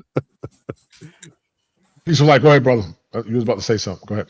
No, I was just thinking about it in terms of this. If that guy was putting out a message that was, let's say, worshiping women or pandering to women in any type of way, making women these glorified gods that we should be grateful to, there would be no pushback against the message. And I think that any message that not talk about masculinity in terms of serving women or masculinity on their terms, whether it be in the church, whether it be out in the public forum, is always going to be rejected because this is the environment that we live in. We live in a gynocentric environment. There's always going to be pushback to any message that supports manhood and masculinity, or masculinity in terms of just men and not benefiting women. And even they try to reframe it on the last topic, when they try to reframe it as positive masculinity, even with the liberals try to, because of the election, they talk about Aragon from Lord of the Rings as an image of this masculinity, or, because they only have their ways of saying masculinity. They don't have a problem with so-called toxic masculinity or 300. They don't call the movie 300 toxic masculinity because men are fighting men for women. So really it comes down to, are you serving women? Yeah, I agree with that. Let me finish this clip real quick. Hold tight, guys. Influencers will sit down. Hold on. Hold tight. Put it like this: you can say anything you want as long as you're kissing women's butt. That's pretty much it. Hold on. Oh, you know what? There was one thing I wanted to say that I just remembered. Hold it, Doc. Let me finish this. If you write it down, let me finish it. Then tell me. Go ahead. With a documentary crew, exposure helps their brand, but that creates a strange situation. The people most willing to appear in documentaries are often the ones who benefit the most from the spotlight, which means the documentary naturally focuses on the performers, not the deep conversations underneath. It sounds like, are you even in the Manosphere? Not really. I guess so. I am. I mean, I think that that kind of graduated. A lot of people that were in that space are now in politics, and everybody in the Manosphere is just there. People online who are trying to make a buck, selling ideologies, and people have heard all the talking points already. This moment in the documentary is actually one of the most revealing. Sneeko says the Manosphere kind of graduated, that people moved into politics, that a lot of creators are now selling ideologies online. Whether he realizes it or not, that statement says a lot, because the original Manosphere wasn't built by influencers chasing views. It was built by men dealing with real consequences. Divorce court, custody battles, fathers losing access to their kids, men trying to rebuild their lives after systems they trusted turned against them. Those conversations weren't entertainment, they were survival. That's the part Taru never really explores, because survival stories are quiet, they are complicated, And they don't always make good viral content. But the audience listening to these conversations, they're still real. When someone watches a chaotic live stream, they're watching for entertainment. But when a man watches a red pill video, very often he's looking for answers. He's confused. He's struggling. He's trying to understand experiences nobody else is willing to talk about. And whether the influencer is genuine or just performing, the audience's questions are still real. That's the layer the documentary barely touches. Now, some of you watching, you already know what time it is. You've been in this space for many years. You're not confused anymore. You're not struggling the way you used to be. You're here for your red pill vitamins. Just like going to the gym. You don't go because you forgot how to lift. You go because maintenance is real. Because the world doesn't stop trying to pull you back to sleep. The truth never gets old. I decided to meet these MRAs. After a career working for major energy companies, I decided to look into coal, and I realized what you'll hear is that we hate women. You'll hear that it's a backlash against women's rights. You'll hear that we're regressives that want women back in the kitchen and making sandwiches and barefoot and pregnant. Now compare that to what Cassie J did with the... Go ahead. I'll take a sandwich. You say you take a sandwich? Yeah. Red pill. She started with a question. What is the men's rights movement actually about? She interviewed activists, researchers, feminist academics, people who had spent decades arguing about these issues. You're just bitter, you're a loser, you're a whiner, you're ugly, you're undesirable, you're lazy, you're scary, you must be a racist, you must be a misogynist. When we do speak out, women often don't want to hear what we have to say. That's true. And so then we're called names, we're called whiners. And this is the way people who don't want men to talk about issues try to shut us up. And something unexpected happened. Her perspective changed, not because someone convinced her overnight, but because she actually listened to both sides of the argument. By the end of the documentary, she said she no longer identified as a feminist, not because she opposed women's rights, but because she felt the conversation about men had been missed. That documentary caused outrage. Screenings were canceled, petitions were launched, and yet today a documentary about the Manosphere sits comfortably on Netflix. Think about that contrast for a moment. One documentary tried to understand the arguments, the other focuses on the loudest personalities, and only one of them gets global distribution. So what does that prove and say to you guys? Because I like what somebody said that, you know, Dr. Thunder has been on YouTube for a period of time myself, and he talked about how, you know, if you're controversial or outspoken, they're not going to push you in the algorithm. It is what it is. One of the reasons why I've said that I may even start a new channel. I still do men stuff on the side, but you know, it takes a lot of time to put this stuff together. It takes hours. It takes days of planning. It takes a lot of creative genius to put all this stuff together. And for the output that you're putting in, and then the lack of money that you're getting, it's not even worth the time, man. As a professional, I make over $100 an hour, about 150 sometimes. And you know, so I'm thinking about doing some different things. I'm gonna still support men content, but I don't think I'm gonna make this my main channel. I heard you say, Peaceful Life, that you have aborted yourself from the Manosphere. Maybe not because you hate the message, but I guess it's the extreme influences. Why did you say that? And elaborate on that real quick. Because I identified certain compromised men that are in the Manosphere, and like I said, I have my own civil war in my channel with the Jellyback Simps. That's a whole different situation. I call them bitch-led men that are trying to slowly lure men back onto a plantation of debauchery that has not been corrected.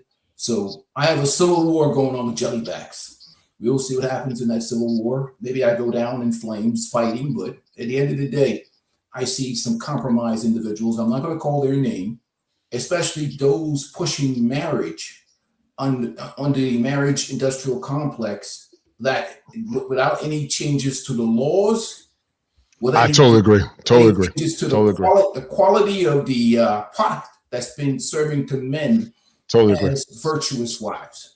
I totally agree. I want y'all to look at this clip real quick, and then we're going to end in a minute. I know y'all want to get ready for the basketball game. But I want y'all to look at this. And Peaceful Life sent me this. Y'all tell me what you think. I have 5. I have a new one. So he's 3 months. Then I have 16, 13, 9, and 4. Okay. How are they all by the same guy? No, I'm divorced, and the last 2 had the same dad. So the 3 month has the same dad as a 4-year-old? Correct. Well, why y'all not together? The baby's only 3 months. Because so I was gone for a little while, and in What the do you mean you midst was of gone for a little while? I got in a little trouble by mistake, but Prison. yeah. So where did you go? To jail, Kendra. Wait a minute, you went to jail? Yes, but it was a self-defense situation, and it's a court case that I'm fighting right now. So I don't really want to speak too much on it. I'll come with 5 kids, and that's just what it is. You either can handle it or you can't. So if you can't, just don't come by me. Did he make a certain amount of money? He just need to be able to take care of a family, because I pretty much already started. So if if you're gonna mess around with me, you need to be able to afford me. No more brokes. Okay. Okay, well, let's talk about that. So is the expectation he's taking care of you and your 5 kids? Oh yeah, because that's what women do. Like, and some men, they find out that, they have 5 kids. I know she's gonna need some help. I know I want to take care of them. I want to do, what a man's supposed to be doing. He want to show me the right thing. What a man's So that's what I supposed want. to be doing. I prefer him, not to have any small kids. We have enough. We'll have enough.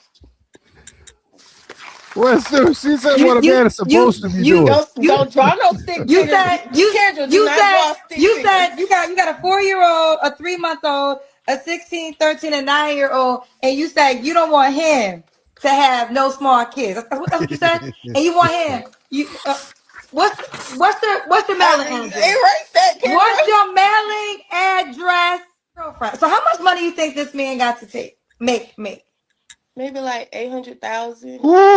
He needs not to work at a fashion restaurant. He needs to. We need a hard reset, bro. I don't even want the general manager, because that's not gonna be enough. I've been a Christian. We all fall short of His glory, Now, do you have a no sex to marriage rule, or that's not how you're not that much of a Christian? No, I don't want to have any more sex to marriage. I want to really get to know a person. I'm so serious. I know. And this is what I call the Holy Jesus pipeline, where these chicks want to charge men exonerant prices. I call it a hoe tax. We need to start charging them a hoe tax. But the Holy Jesus pipeline is where they scapegoat Jesus after they had all their fun. Me and Dr. Thunder did a show about 2 years ago, and I said her box, her soul might be saved, but her box is a sinner. Standing in need of prayer. It's you know what's funny about it? Right, go ahead. You got you got some of these old Gen X women. Dr. L will tell you about it. Well, no, let me know use Dr. L. I don't want to send you no more emails. Ladies, their opinions of a peaceful life in no way correlates with Dr. L and his messages. I'm not going to do that. I hope I'm not the Beta Mel Simpson. No.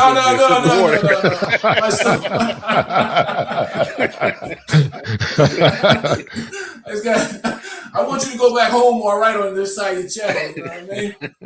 It's so disrespectful out here today, especially for older guys. You have women that are Gen X women talking about men paying 100% of the bills, their traditional wives, they've been married, they've had kids. I'm like, what are you going to do with your money? You've been working all these years. You want to take all your money and put it in the pocket and spend my money. And it's the most ridiculous. Well, I found Jesus. The Bible says you're supposed to be doing this and doing that. I think it's the most disrespectful conversation out here, but I'll let you guys leave it alone. Well, so I put, I have, I say this all the time. The analogous for a God-fearing man is a virtuous woman. Yes. Okay, that's the analogous. Those are the things that go together. Right. And a woman ought not be requesting a God-fearing man unless she is a God-fearing woman. Mm-hmm. Okay, and so that's this is just egregious. This stuff.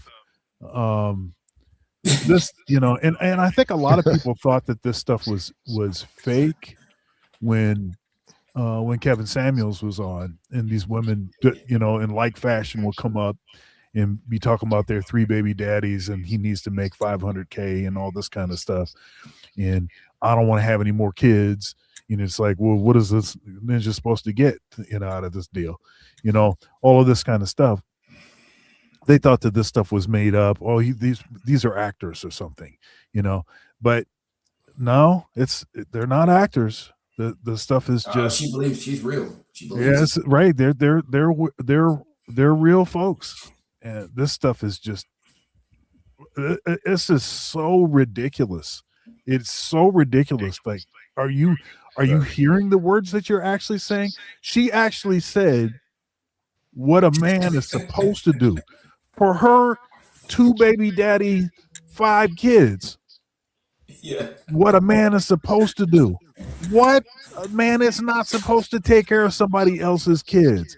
If he decides that he wants to, that is to your benefit, but that's should not be an expectation or demand that you can make. You think you can make that demand? Really? Yeah. I didn't know it was that real bad when I delusion. sent it, man. I didn't know it was that bad when I sent it. I didn't watch the whole clip, but dang, it's worse than I thought. Yeah. She kept getting worse. Well, it's taxation without representation, man. It's worse than I thought. They don't value men, man. And that's why I said men need to start charging the whole tax. They need to start charging the whole tax, man. You know, you're gonna have to pay a lot to hold before you get me. They need to charge a whole tax. Draw your little stick figure all you want to, Kendra. But like when you really commit yourself to Jesus and you change your ways, like that man. So that's that hold the Jesus pipeline. Hold the Jesus pipeline. So here's my issue. Here's my issue. I'm okay with people changing. Listen. I'm good with people changing. I like the idea that people can change. Right. Okay, that's wonderful. But that doesn't mean that you're supposed to get the same thing that a woman that wasn't out in the streets, wasn't doing a bunch of wild stuff, doesn't have 5 kids, is not overweight, and has actually a realistic, outlook with respect to what she actually is bringing to the table, and has some freaking humility about herself. See, those are not the same things. If you actually have changed, then you would actually have shame about how you're trying to come to the table and require this guy give you all of this stuff, and you don't have anything you don't have anything that's comparable to offer in return. Well, and that goes back to, once again, they don't see nothing outside of themselves. That's the issue with solipsism. You got a bunch of immature, arrested developed women. They have been taught so long that their value supersedes that of an average man. That's why when I did the show with the young lady yesterday, I was saying that, in my opinion, I think average men are invisible. I know, there are some women that get with average dudes, but I think by and large we sell the narrative that average is not good enough, when many of these women themselves are well below average. The International Quiet Storm said, I don't think she's trolling. There are women out here on this planet Earth that is really that delusional and entitled to think that she deserves, shaking my head, yeah, she thinks she deserves top tier men, but she would never get me. Hold tight. And who's saved? Yeah, hold tight. Saved, and who's going to be the leader? He's going to understand. I don't care what you're doing out there, Kendra. You got a beautiful smile, baby. Where are you calling me from? I'm here in Atlanta. You have any kids? Yes, I have 5. I have a new one. So he's 3 months. Then I have 16, 13, 9, and 4. Okay. Are they all by the same guy? No, I'm divorced, and the last 2 had the same dad. So the 3 month has the same dad as a 4-year-old? Correct. Well, why y'all not together? The baby's only 3 months. Because, so I was gone for a little while, and what do you mean you was gone for a little while? I got in a little trouble by mistake. All right, hold tight. Let me read this by Anita. Shout out to Anita. Hold tight. She said, I don't know who that goes to. It probably goes to Dr. L. Women need to understand that God wipes their sins away clean, not man. She's right. Running to Christianity is to save your soul, but there are consequences, period. And she's 100% correct. Listen, God loves you and God will save your soul, but it's a consequence for being a 304. It's a consequence. And they be having those Statue of Liberty vaginas. Bring me your tithe and your poor. After that vagina been used up and it's tired. That vagina's tired, man. It's tired. Hey, look. Hold on. That Statue of Liberty vagina. Now that vagina tired. That vagina tired is singing old gospel Negro spirituals. And now all of a sudden they want somebody to come back and put a ring on their finger and make them special. But they don't understand that men have to earn their value. It takes a lot of time for men to become successful. And, I'm really thinking about writing a book called Black Love Without Consent, because we don't ask men what they want.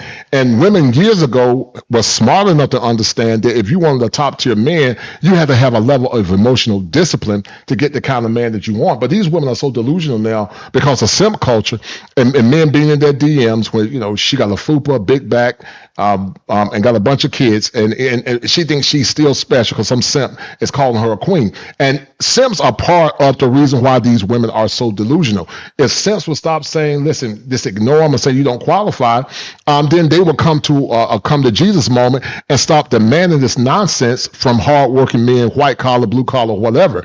And so I agree with Anita. There's a price to pay for sin. Can God forgive you? Yes. People always talking about the Lord forgave me. That's my past. That's between you and Jesus. That ain't got nothing to do with me. I ain't got nothing to do with the conversation you had with Jesus. I'm glad, but you don't think after you got ran through that you can come to a man and say, marry me and make me feel special. No, we're not going to make you feel special, ma'am, unless you're in special education classes. And I used to be a special ed teacher, but we're not going to make you feel special. Men got to start raising the bar and say, no, that kind of behavior is not enough. Because I've always said, fellas, Dr. L, Dr. Dunn, Peaceful Life, women don't have a problem telling you what their standards are. Nope. They don't have a problem with saying this is what I want in a man, but somehow men, we struggle with saying you don't qualify. If I was a single man, ain't no woman gonna tell me what the standard is. Either you become what I need you to become, or you can remain by yourself. I'm not gonna even argue with you, and I'm gonna say I wish you well. No hard feelings. I don't have any issues. Go ahead, Doc. You about to say something? Go ahead. I have to get going. Okay, cool. I got some family plans to execute here, but I think this has been a really, really good show, and I appreciate you asking me to come aboard for this. And the last thing I'll say is no matter what they do to suppress this message, it is, it's escape velocity. There's not really anything that they can do. There's not really anything they can do. So those that have committed themselves to being the sort of mouthpiece of the message, I would just say stay strong. Try not to take that pander money, and keep the messaging going. Look, I don't condone all of the stuff that happens in the space. There's a lot of stuff that I'm not a fan of. I'm a Christian, and so there's certain messages that I can't endorse, or things that I think are problematic. But the red pill has done, I think, a very good job of articulating in describing why it is where we are. So as far as prescribing the problem, the red pill has done a very good job of that. No doubt. Hey man, listen, man. Yeah, go ahead. I think we could maybe talk about are there some possible solutions? And Dr. L tends to be more interested in talking solutions. I present solutions all the time, but they're not easy. People don't want to hear what what I think the solutions are. But a lot of critique is levied at the space for not being solution oriented, which is interesting because we don't do the same thing for practically anything else. Right. Feminism, which has not said what the solution is. Matter of fact, created all these issues And when you bring up issues with feminism, it doesn't provide any solution. It doesn't provide any nuance, okay, let's tweak this a little bit and do it this other way. So just talking about it is its own valuable, is just as valuable. Okay, that'll be my well. I think we do have solutions. I think the solution that we're offered, similar to your talking point, is not the solution they want to hear. Right. One of the solutions that men that say become passport bros. One of the solutions is men that say let there be a visceral consequences for the bad choices that they make. One of the solutions is get with the women to get on with your program. We've given viable solutions. They're not solutions that are synonymous to what they want to hear. And if we said married big backs and women that have been ran through and women that got want taxation without representation, then that's the kind of solution they want to hear. But when we say men, raise your standard, like Dr. L was saying, become the best version of yourself, find women that are going to get on your program, we're giving solutions. We said it several times, but it's not the solutions that they want to hear. The solution must be akin to the pathology that they have, which is delusion. Dr. L, go ahead. I know you, Dr. Dunner, gotta go. Dr. Dunner, thank you, man. This is powerful, man. I enjoyed this, brother. You get a head start on that form email. That disassociation form email.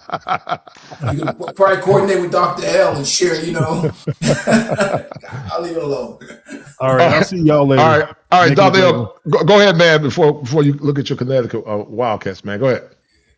Huskies. Huskies. Husky. Yeah, that's right. Husky. Yeah, Husky. So before I finish playing, me and Peaceful Life, we're gonna finish playing this a little bit. I know you got to go, and I really appreciate you being extremely generous with your time, man. Your stand-up brother, got nothing but love and respect for you, man. These are the kind of conversation we got to have. We as men, we don't agree on all things. I'm sure Dr. L don't agree with all my talking points, and I'm okay with that. But he's still a brother that I love and respect.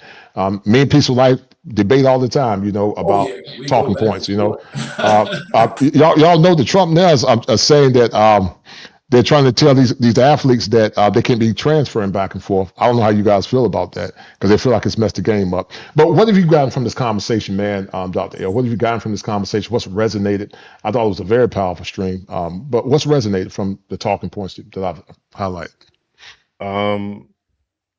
I had a poll going. I can't seem to access. Okay, let me find it. Let me find it for you. I'll get it for you. Hold tight. Let me go to the notes, the private chat. Hold tight. I'll find it for you. Yeah, it was on my stream here. I don't know where it is, man. Did you put it in the private chat? Did you put it in the private chat? I put it on my channel, and now I can't seem to find out where it is, man. So I don't know.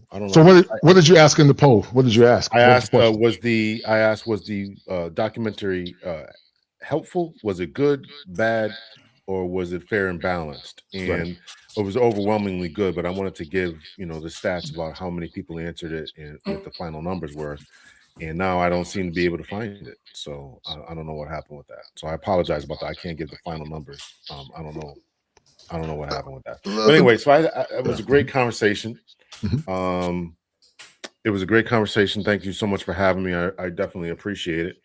I think that I think that overwhelmingly they said it was a hit piece. So I think that I definitely want to be solutions oriented. I know that we all are. I definitely again appreciate just this space.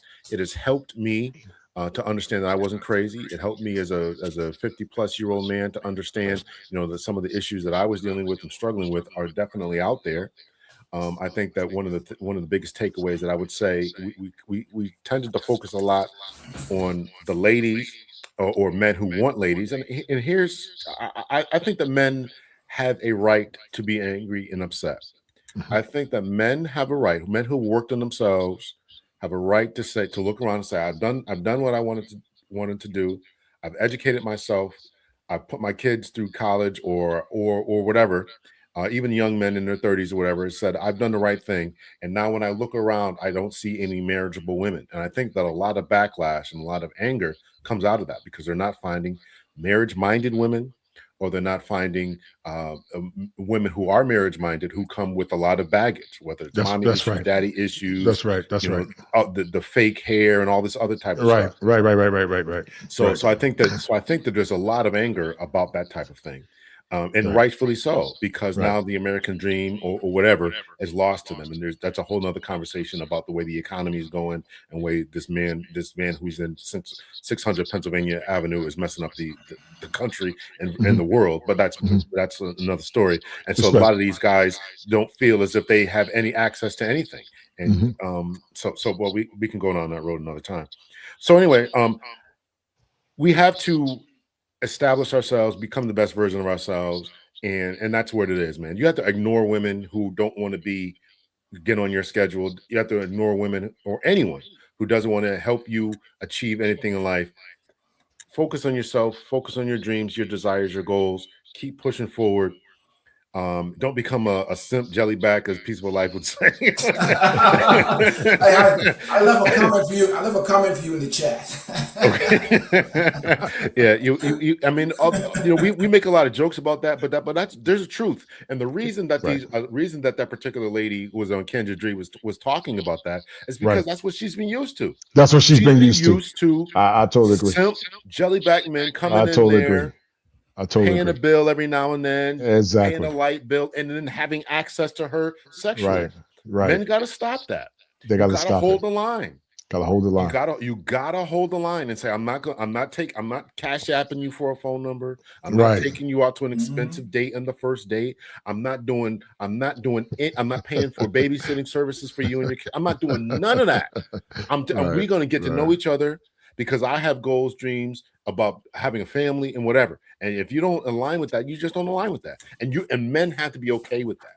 You have to be okay with that.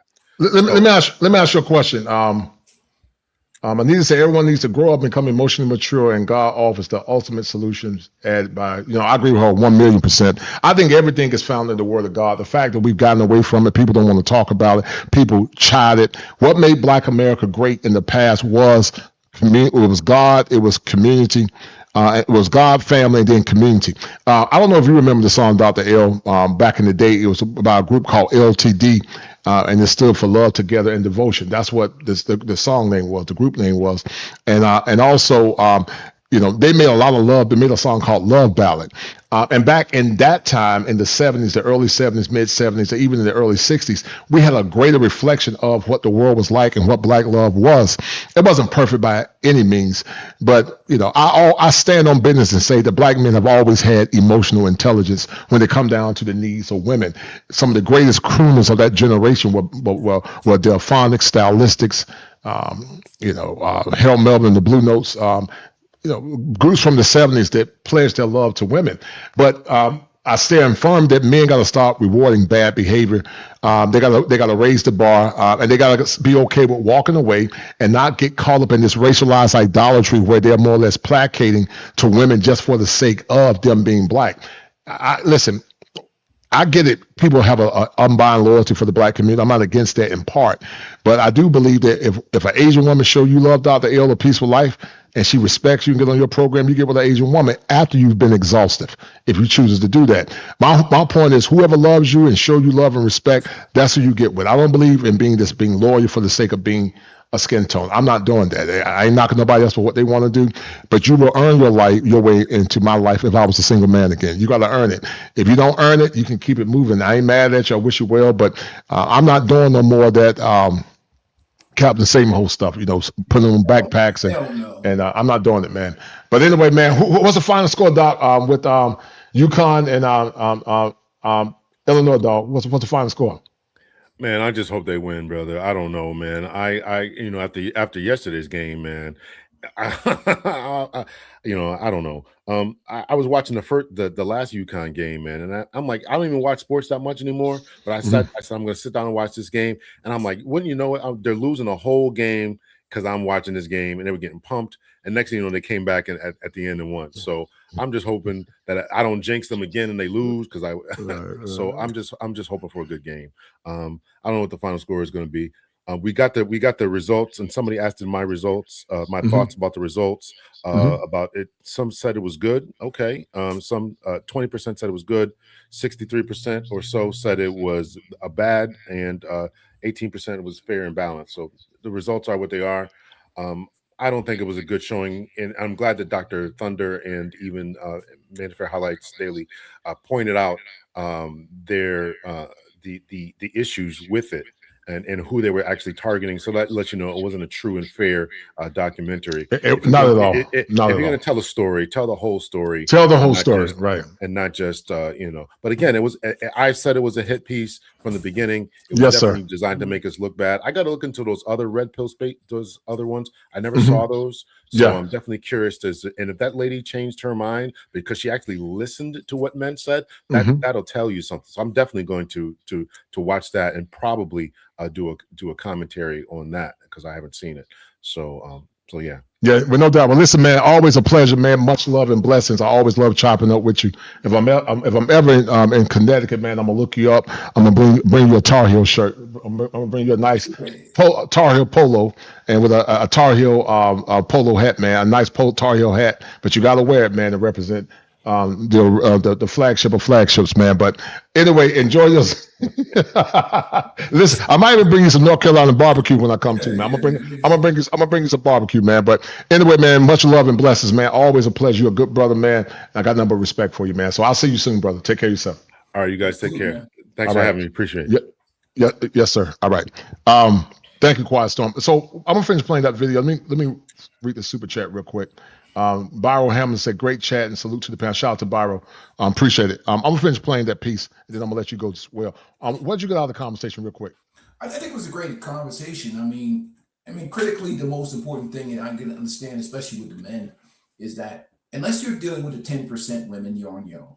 You have to map out this life, this society, do what's best for yourself, your family, and those people that matter to you, because the message out here or the mentality out here is not something that's advocating for anything that pours back into men.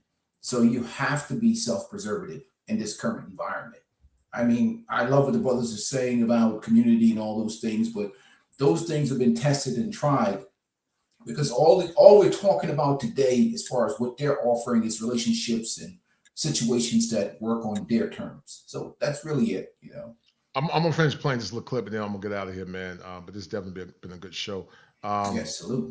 Mike, I don't know who this is. Mike of Malice, Love Breakaway 3FBA. I don't know what that means. But hold tight. Just finish playing this number. We're gonna get out of here, man. Thank you, man, for tuning in too, man. No problem, brother. It was a good time. Yes, sir. But yeah. So where did you go? To jail, Kendra. Wait a minute. You went to jail? Yes, but it was a self-defense situation, and it's a court case that I'm fighting right now. So I don't really want to speak too much on it. I'll come with 5 kids, and that's just what it is. You either can handle it or you can't. So if you can't, just don't come by me. Did he make a certain amount of money? You just need to be able to take care of a family, because I pretty much already started. So if you're gonna mess around with me, you need to be able to afford me. No more brokes. Okay. Okay, well, let's talk about that. So is the expectation he's taking care of you and your 5 kids? Yeah, because that's what leaders do. And some men, they find out that, they have 5 kids. I know she's going to need some help. I know I want to take care of them. I want to do, what a man's supposed to be doing. He want to show me the right thing. So that's what I want. But I prefer him, not to have any small kids. We have enough. We'll have enough. You don't draw no stick. You said you got a 4-year-old, a 3-month-old, a 16, 13, and 9-year-old, and you said you don't want him to have no small kids. That's what you said. And you want him. What's your mailing address? Erase that. What's your mailing address, girlfriend? So how much money you think this man got to make? Maybe like 800,000. He needs not to work at a fast food restaurant. Oh my! He needs to. I don't even want the general manager, because that's not going to be enough. I've been a Christian. We all fall short of His glory, Now, do you have a no sex to marriage rule, or that's not how you're not that much of a Christian? No, I don't want to have any more sex to marriage. I want to really get to know. Yeah, and that's the fundamental delusion. It's matriarchal culture. Matriarchal culture, right? And an army of spineless jellyback sips that be bigging these women up, we have a pathetic group of men that pour self-esteem and validate individuals like her. So she thinks that way because certain men are giving her the attention and validation. So again, sometimes this delusion online, social media, it's validating the real world by a certain group of men. But anyhow, that being said, man, what time is it? I'm probably going to hit the park. Yeah. I'm going to go outside and touch some grass. I'm going to touch some grass too, man. I'm about to go to the store and get me get some snacks for the basketball game, man. But anyway, man, I'll tap in with you, man, on the back end, man. We'll talk, brother. Take care of yourself. Salute everybody. Peace and blessings. Yeah, salute everybody. All right. Shout out to John Smith for that $2 super chat. I really appreciate it, guys. We're going to end it here. I really appreciate you guys tapping in. This was a good show. I really appreciate you guys showing some love. And this has been a powerful show. But anyway, guys, we're going to end it here. Men, love yourselves. Get with good women to get on your program. And we're going to be signing off, guys. Thank you. Hold tight.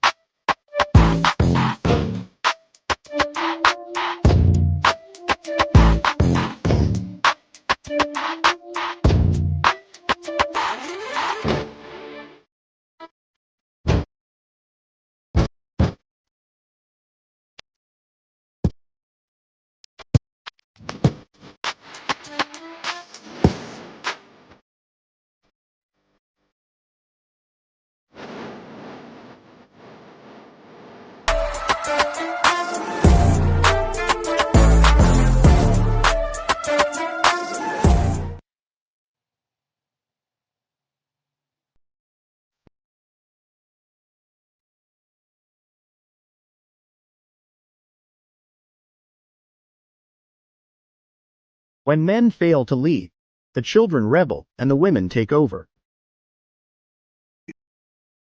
Loser ass nigga. Your video with comments about a He's a certain loser. other female. Just to let you niggas know, we don't need y'all. We want y'all, but we don't need you. 20 years later.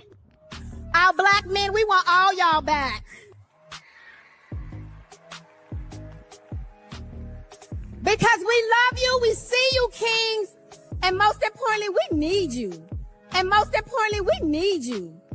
And most importantly, we need you. You can't. If you a that's for the streets. You can't delete the ski. You can't delete the ski. Fire for your mind. Kosher clinician. If it ain't 7, it ain't kosher. Heaven and hell, that's what they told you. Real men put the strap down and we can toss them. Young heads picking back up and young dolphins. This is our culture. Now we talking kosher. Clinician, masculinity issues. Absent fathers who miss you. Mama drama don't kiss you. All a part of the ritual. This is how they get you. Separate the men, women, clipping babies pretend to. Damn. Lovers, haters, acting like vultures. If it ain't 7, it ain't kosher. If it ain't kosher, ain't right, gotta divorce us. If it ain't 7, it ain't kosher. If it ain't kosher, ain't right, gotta divorce us. If it ain't 7, it ain't kosher. If it ain't kosher, ain't right, gotta divorce us. This is kosher condition. 7 wonders, the whole world gotta listen. This is kosher condition. 7 wonders, the whole world gotta listen. This is kosher condition. 7 wonders, the whole world gotta listen. This is kosher condition. 7 wonders, the whole world gotta listen. Listen. Listen.